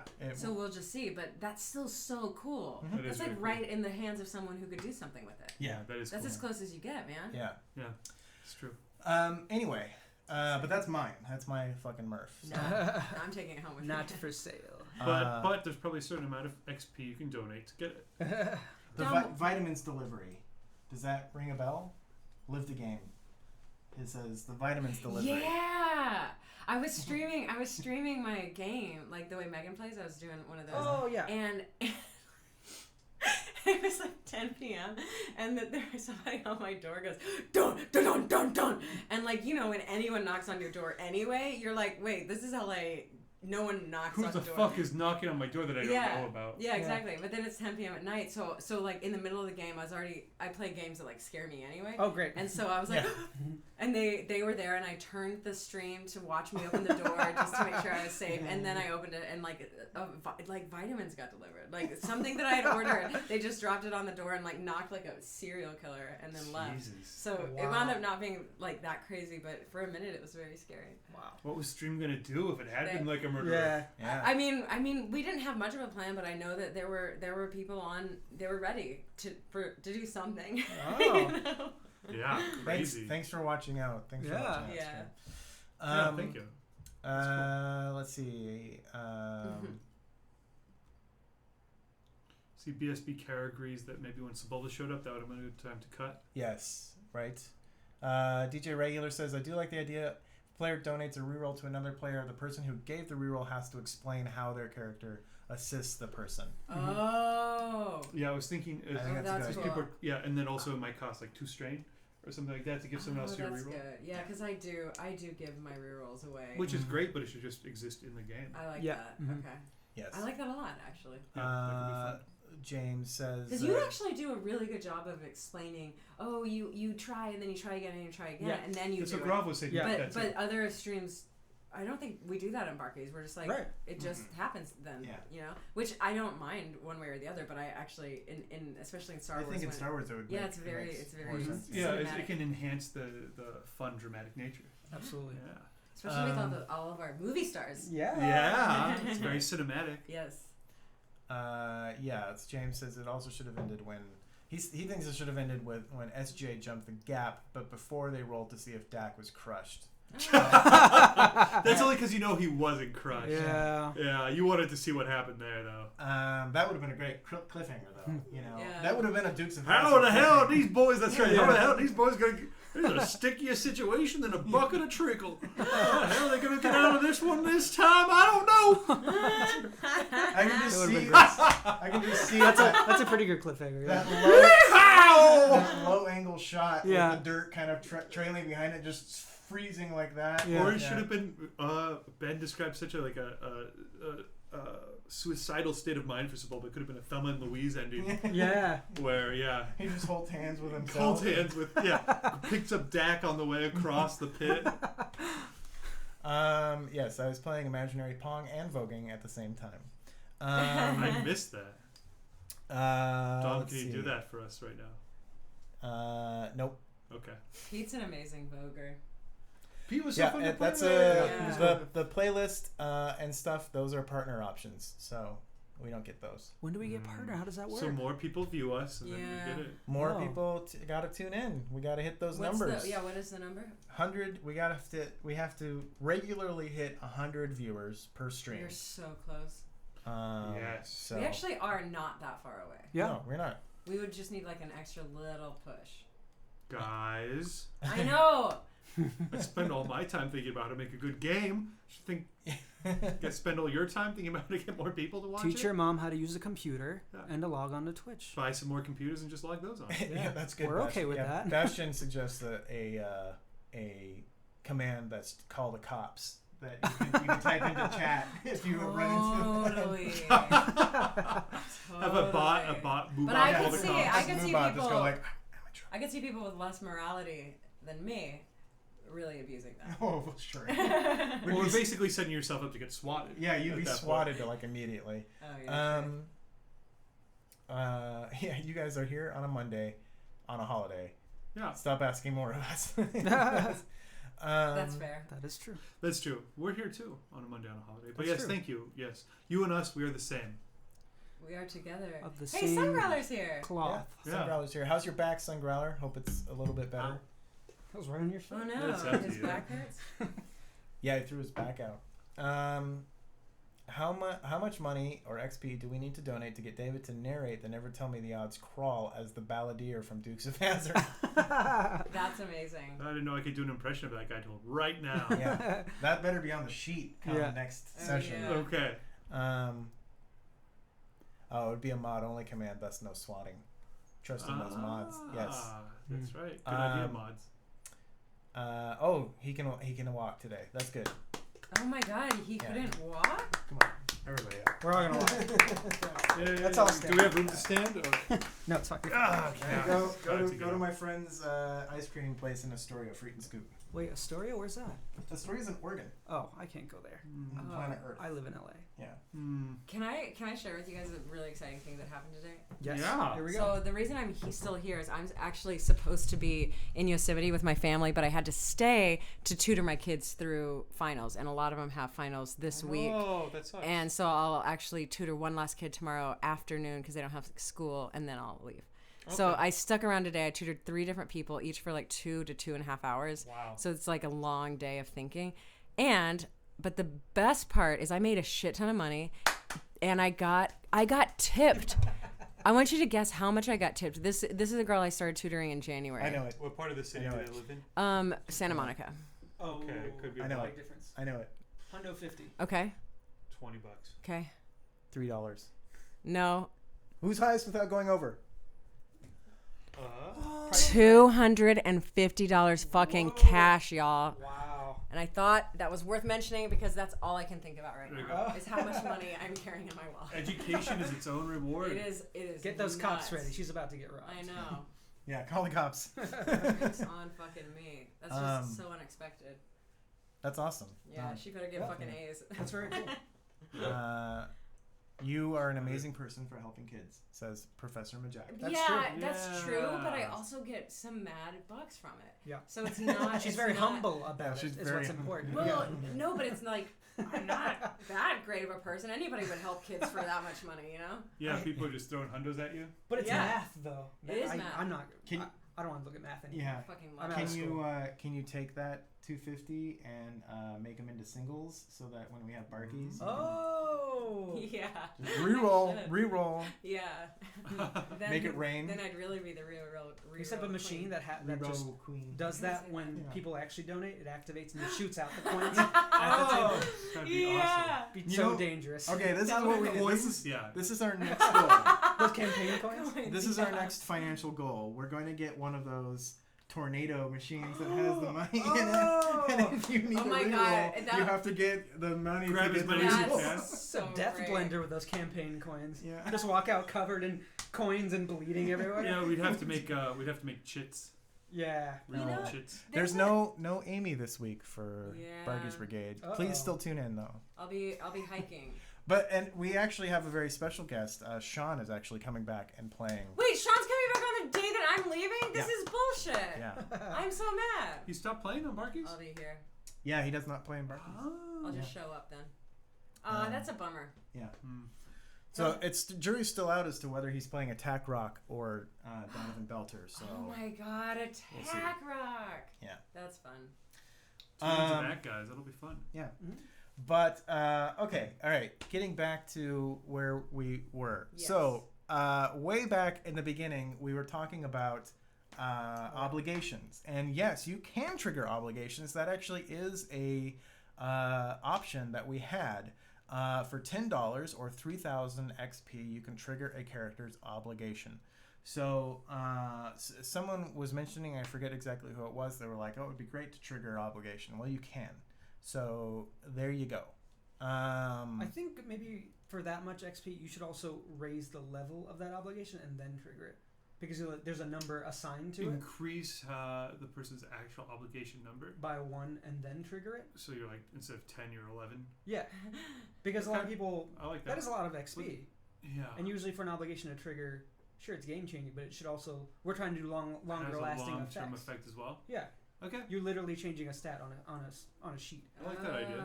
I like that idea. That could get real scary. Yeah, but it is a lot of XP. So I don't think it'll happen that often. I think that's good. I do like when those obligations trigger. Yeah, I think exactly. that You is want really that fun. more. Yeah. Okay. Cool. We have the Leroy Jenkins, Yep. which everyone has. Yep. We have the Destiny point that triggers without flipping one over, so that upgrades a green dice to a yellow dice or a purple dice to a red dice. We had 2 of those come into game. Pete and I both had one, or each had one. You guys made good use of those. Yeah. I thought that was cool. That was really cool. Actually, for this game, that's like, it's equivalent, it's almost better than a reroll. Like, I really like Destiny points, because You can to use one of those for free without giving you an extra dark side. Right. Yeah. No, that's great. pretty. It's pretty powerful. And then the top tier reward that we have right now. I mean, we'll do the campaign coins tornado machine. That will be the next one. But definitely. is adding a triumph or a despair to a roll. And BSB Care has done this quite couple times now, which has That's been some very dipshit move. They've both been despairs. He came out to protect you last game though. Remember, he specifically what was it? He counteracted. Gosh, was he the one who donated the Destiny points? Or was that? No, he donated a bunch of rerolls, and then I didn't thank him for it, and he got mad at me because I thanked everybody else and forgot.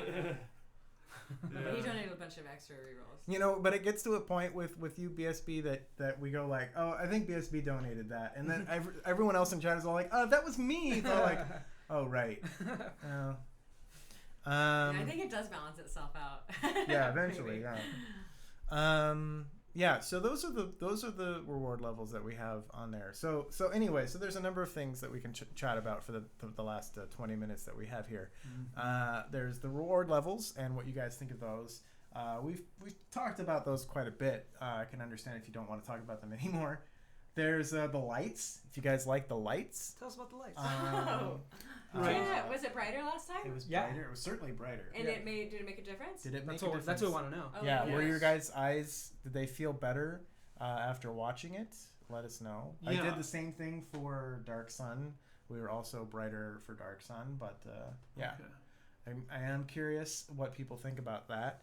I'll tell you what I was telling them. I like the way that we had it because my aesthetic is that I like keeping it like it is sort of a basement.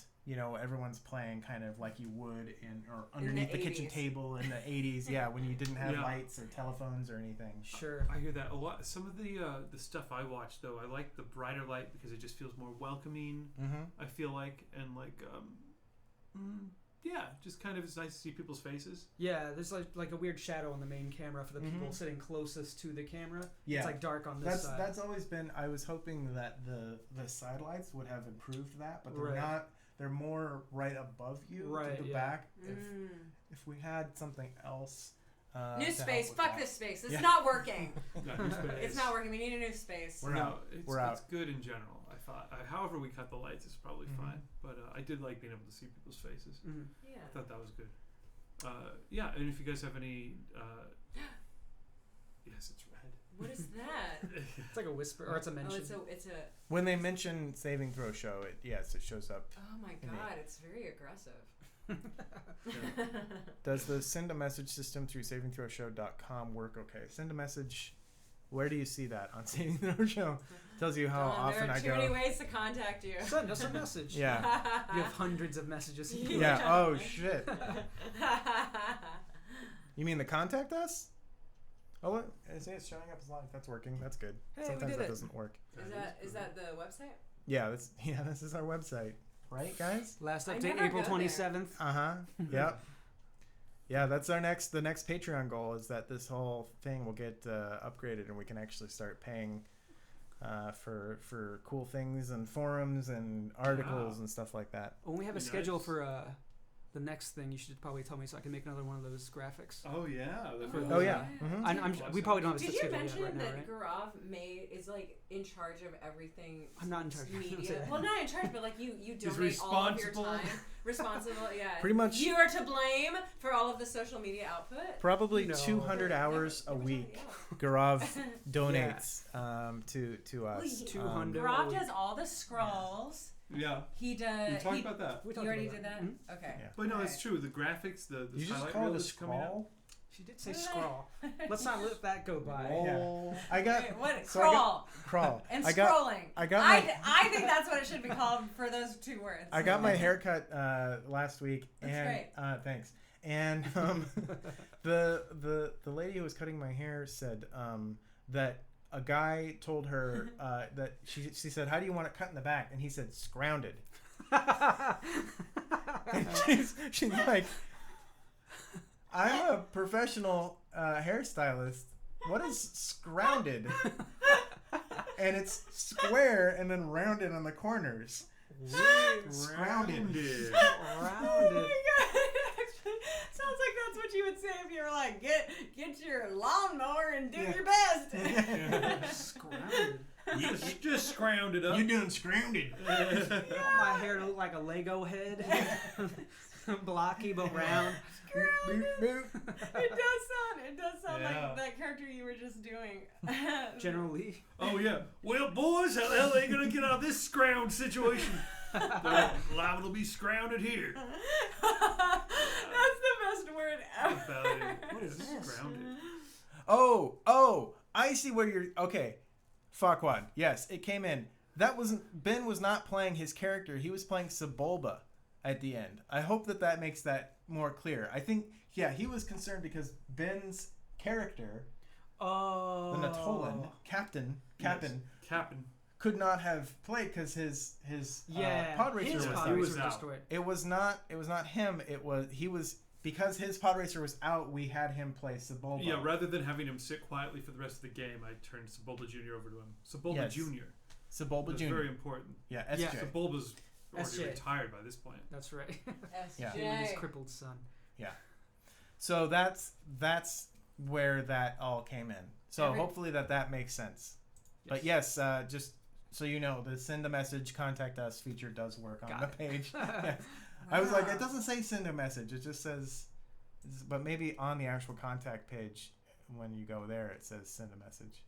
Is it send? I see send. Yeah, your message. So Yeah. your message. I get it. Okay. Contact us. I'll allow it. We got it. It's all there. Yes. Scrounded will be the next food that they eat on Black Bag when they go to Denny's. Oh. Yeah, it sounded like a breakfast food Love at Denny's. scround. Yeah, actually. The Grand yeah, Scrounder. Yeah. How do you like your eggs? Scrounded. Can you scround them for me? Yeah. These are scrambled. I said scrounded. Yeah, I'm sorry. Do these legs look scrounded to you? That happens a lot because I'll ask for my eggs basted, which is essentially like poached. Basted is an actual. Do you really? Yeah. That's You come pretty from- elitist of you. Yeah, I you know. come from the 1800s? I do. I do. And I actually don't know what basted is. But It's a special poach. It's not the white is not. It's basically how you poach it. It's a different way of doing it. But you like to be special. So. I like to be special. Okay. I like people paying more attention to me, so I go. Oh, Can I if please you have guys- it basted? Order a coffee. I always order a drip. Scrounded? Yeah. Do you guys order it like a drip? If you're ordering That's just just black what. coffee? That's just regular black coffee, right? Yeah. Yeah. Do you guys say that? Like I always say, No, grande never. drip. What's the No. other way to do it? So Yeah. give me a coffee. What's like a hot non-drip? coffee. Can I Just have a coffee, please? Oh, is there a form of coffee What- that's not a drip coffee? Yeah. What do you? Well, yeah. No, I guess there's French press, but that's it. Everything else is it is percolated. You It's could like do drip. cold brew. Oh yeah. Right. Yeah. So But that, do you tell them that if you don't say give me a drip, what do they say? Oh, we'll go the extra step of cold brewing. I feel like that's the I'll opposite. take a Yeah. coffee, please. They're like, okay, cold brew it is. No. Oh, you mean a drip? Well, you should have specified, sir. we only do two things with coffee: drip and scrounded. Oh, Scrounded man. is so good. Yeah. Scround my hair, please. Yeah, that's an all-purpose verb. The way I just met this chick last night, totally scrounded her. does that mean you got away from her or like Oh, gentleman never tells. Double calf scrounded latte. Says Sun Growler. yes That's a good one. That is good. we should start doing that, just having like hidden cameras and just going to various places and just like yeah, I'll have it scrounded. Can I get that scrounded, please? Yeah, we changed the name to the Scrounded Show. Scrounded Throw Show? Scrounded throw show. Yeah. How are you? that's it. Scrounded. Throw Oh, show. I like scrounded it. AF. Scrounded as F, man. We'll get that T-shirt. It'll be hashtag Cookie Butter Science, hashtag scrounded. And then, That's amazing. Look at all these friends that we have here. Yeah. I know those lots of friends. Is there Hello. anyone on YouTube that I've been ignoring? Yes, of course. Oh no. Thank you, Xavier. We think you're awesome too. Yeah. Hey, Penn, long time watcher but first time chatter. Hey, welcome. Hey, Pat. Really? Got a question for y'all. Yeah. Okay. God, hopefully we have not been ignoring you this whole time. I'm so sorry. I got a question for you. I have a Pathfinder Giant Slayer campaign. I had to let a player go that was dragging everyone down. I mean, Fuck, that is intense. Speaking of intense, Was To that like kick out a player? I've never had that for happen. the purpose of dragging them down. I because they're mean, dragging them down. real Yeah. Debbie Downer type. Have you ever had anyone you just didn't want to play with? What did you do? And Joshua asks, when is NTMTO on Twitch? It is on every other Friday, so not this Friday, but next Friday. Yes, it's on at a subjective time. Yes. It's on every other Friday, so it depends on when I'm saying this to you, Yeah. what that means. You got a 50-50 chance of being Right. right or seeing another great show. Yeah. So it's not this Friday, but it will be next You Friday. know, you'll see Yeah. something. So I suggest tuning in this Friday, and then whatever happens, Yeah, you just watch it. and then just see And it. then you'll go like, oh, now I know. The next one will be Never Tell Me the Odds. But you'll watch an awesome Call of Cthulhu stream this Friday called Black Bag. I like that you commit to NTMTO. Like you self-deprecatingly call it like a shitty name. It's a pretty bad one. But like you have committed well, to it's it. not because the Twitter handle is not just NTMTO, June 10th. it's NTMTO podcast. It's the next Fucking date. June 10th. June 10th. Yes. June 10th. That's right. Thank you, BSB Care. Thank you. Thank you, BS. Have I ever had to Buzzkicker. tell somebody that I was just like, Yeah. Oh, with you? by the way, BSB, you missed it on Saturday. I don't know if you watched the YouTube of Dark Sun, but Sean introduced your Sorcerer King, and your Sorcerer King is Buzzbakar. To make fun of how Mason says Yeah, it. it's just Oh. Buzzbakar. That's funny. And he Buzzbakar. said it so many times, he just kept saying Buzzbakar. Mason calls Buzzbakar. Farquad. Yes. He doesn't want to get too blue with it. Farquad. No, I don't think that's it. He just not taking the I time think to read it's the funny name. to make fun of Mason's dyslexia. I know. And I would never stop. Oh, okay. Yes. Did we ever kick somebody out? Yes. Have Oh, we yeah. ever kicked someone out? And I'm sorry, that is intense, right? That's intense. Yeah, no, Not that to would kick out a be- player that would be because hard. usually you're playing with friends. Yeah. Yeah, Yeah. it's tough when you're getting a group together. Right? Yeah, sometimes you're just stuck with people. I've played games with people who I've really not enjoyed playing with in the past. Not games I've DM'd, but games where I've been in on where I'm like, I feel though like I feel this weird thing. I don't know if you guys feel this way at all.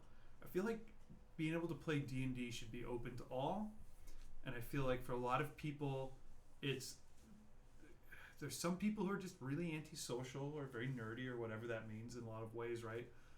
That will still go out and be involved in D&D. And I feel it's important that it's kind of a sanctuary game in some way. Yeah, but we don't know. I don't actually. I'd say it's depending because if this is I have no idea what that like really means. You know, like if it literally is making everyone super uncomfortable.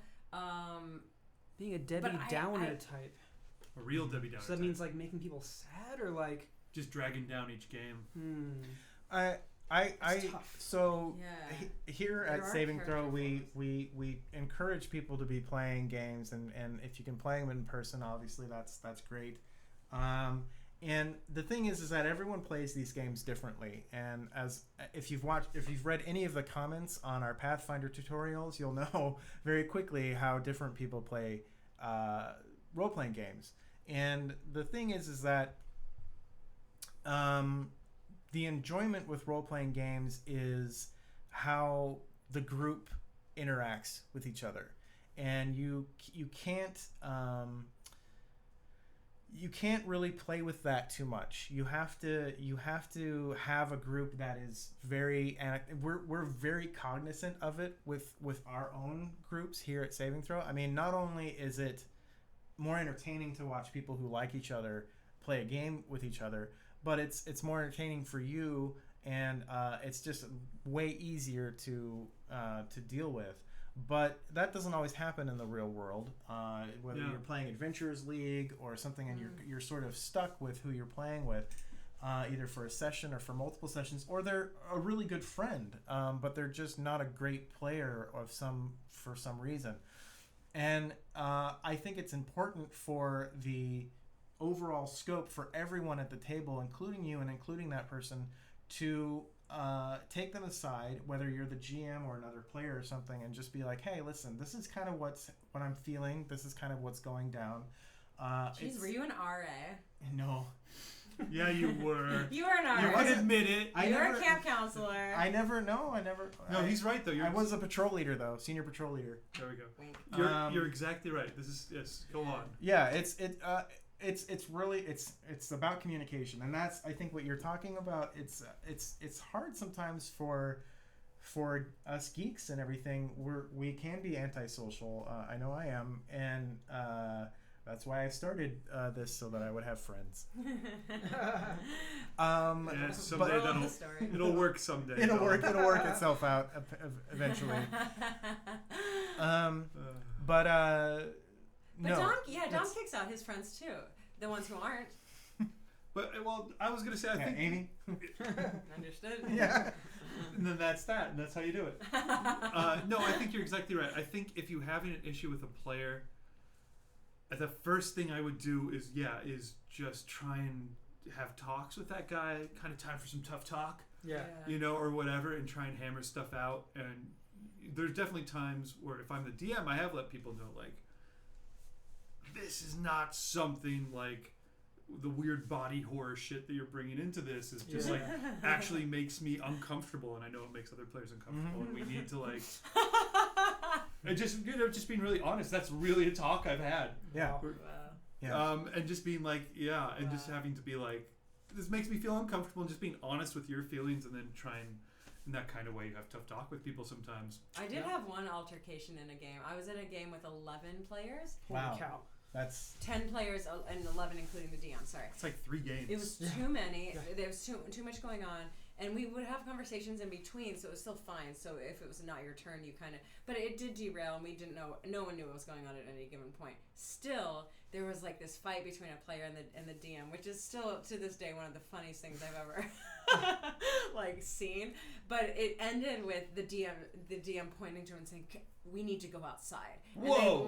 they left for like 15 minutes, and then came back and like were a little bit like subdued, and I don't know what happened, but it's still one of the funniest things that's ever happened in my life. Did they make out? Is what happened. Yeah. Yes. But it was just a power struggle, I think. The DM was young, but we were all just there having, I don't know, people take it too seriously sometimes. I just want you guys to know. I just want you guys to know that don't freak out. But there's a level 2 enraged panda watching us right now. So don't freak out. Don't freak out. What does that mean? Yeah, It means just be no cool. sudden moves. Be cool. Wait, where? It's a level. What level are you, Amy? Come on. Can you even take life? on a level 2 enraged No, panda? I'm a CR quarter. Use your chill skill, alright? You learned the CR quarters and the CR. Oh, I'm so mad that my Panthers are still CR quarters. Yeah. Challenge rating in D&D. Oh, duh. I've got a Panther that's a quarter of a challenge rating. Yeah. Yeah, that's pretty low. Well, now I'm level 11. Bold Yeah. fodder. If I ever stayed in a dorm, then yeah, I totally would have been the cool RA. But I never stayed in a dorm. So Oh, you're Wait, that what cool. is the panda thing in reference to? level 2 enraged panda now follows us, and thank you. Yeah, see, look how scary. Oh my god.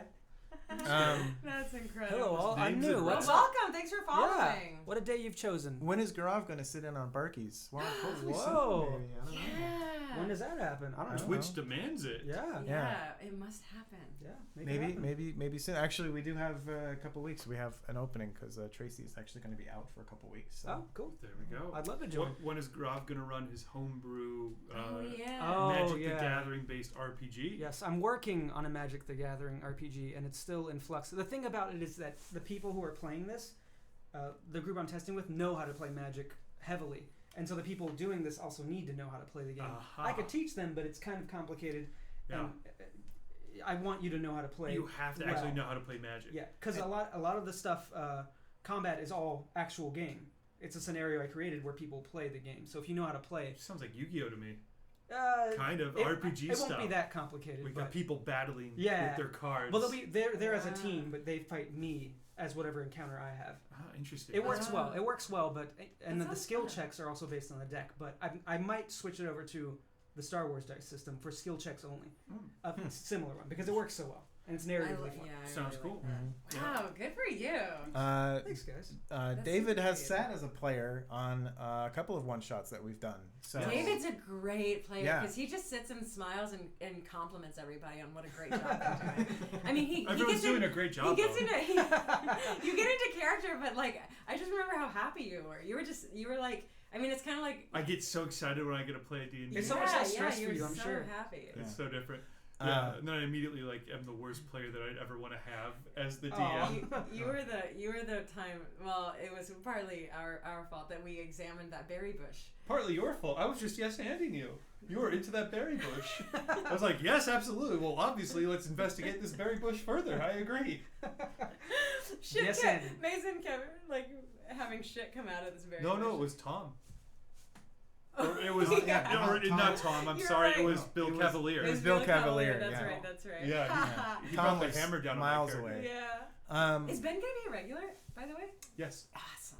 Okay, He knows a lot real about quick. Star So David has played. I'm sure we'll have him back another time. How's the DuckTales RPG going? Well, I need to learn more about Fate, but it's going okay. Are you building a DuckTales RPG? What? Was that what the Instagram I thought that was a joke. Yeah. I didn't You quite, yeah. fucking lunatic. Yeah.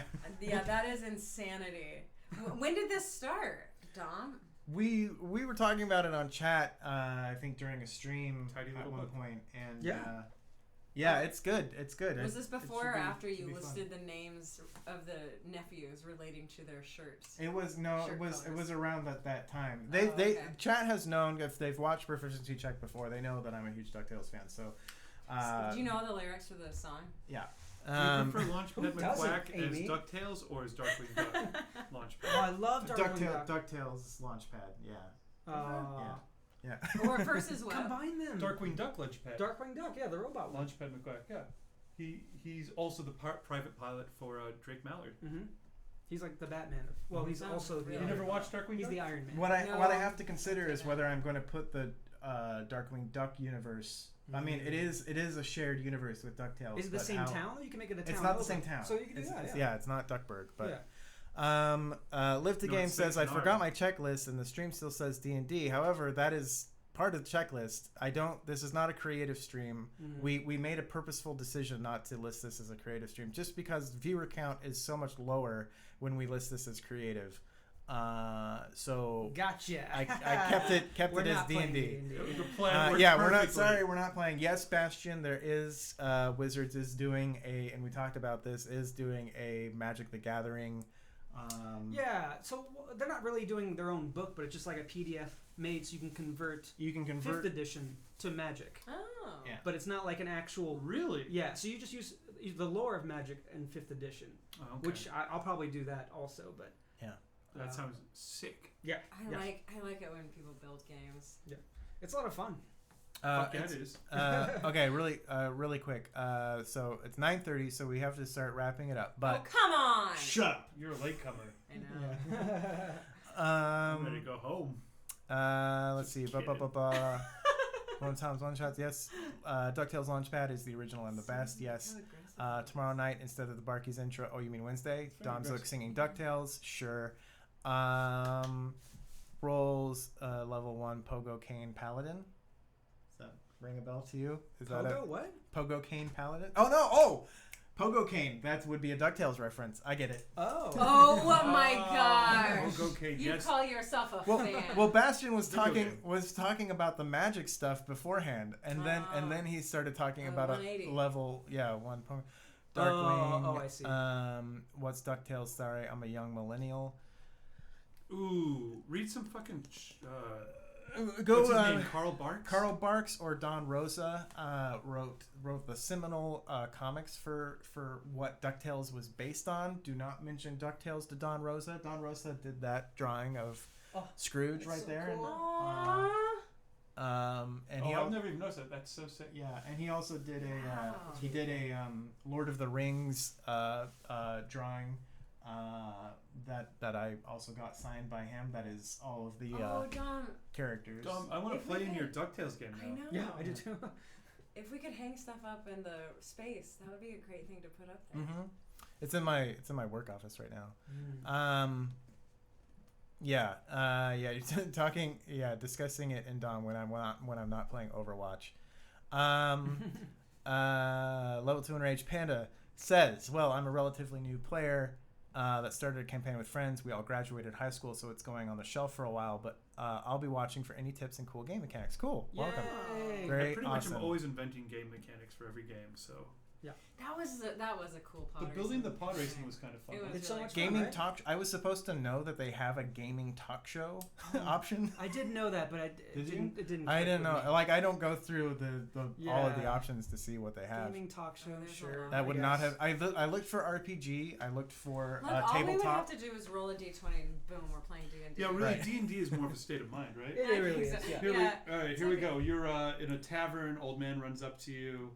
Mhm. And we talk about DuckTales. Great. Yeah. Yeah. Says, "I'm a millennial. What is DuckTales?" There we go. Now we're playing D&D. Yes, yeah.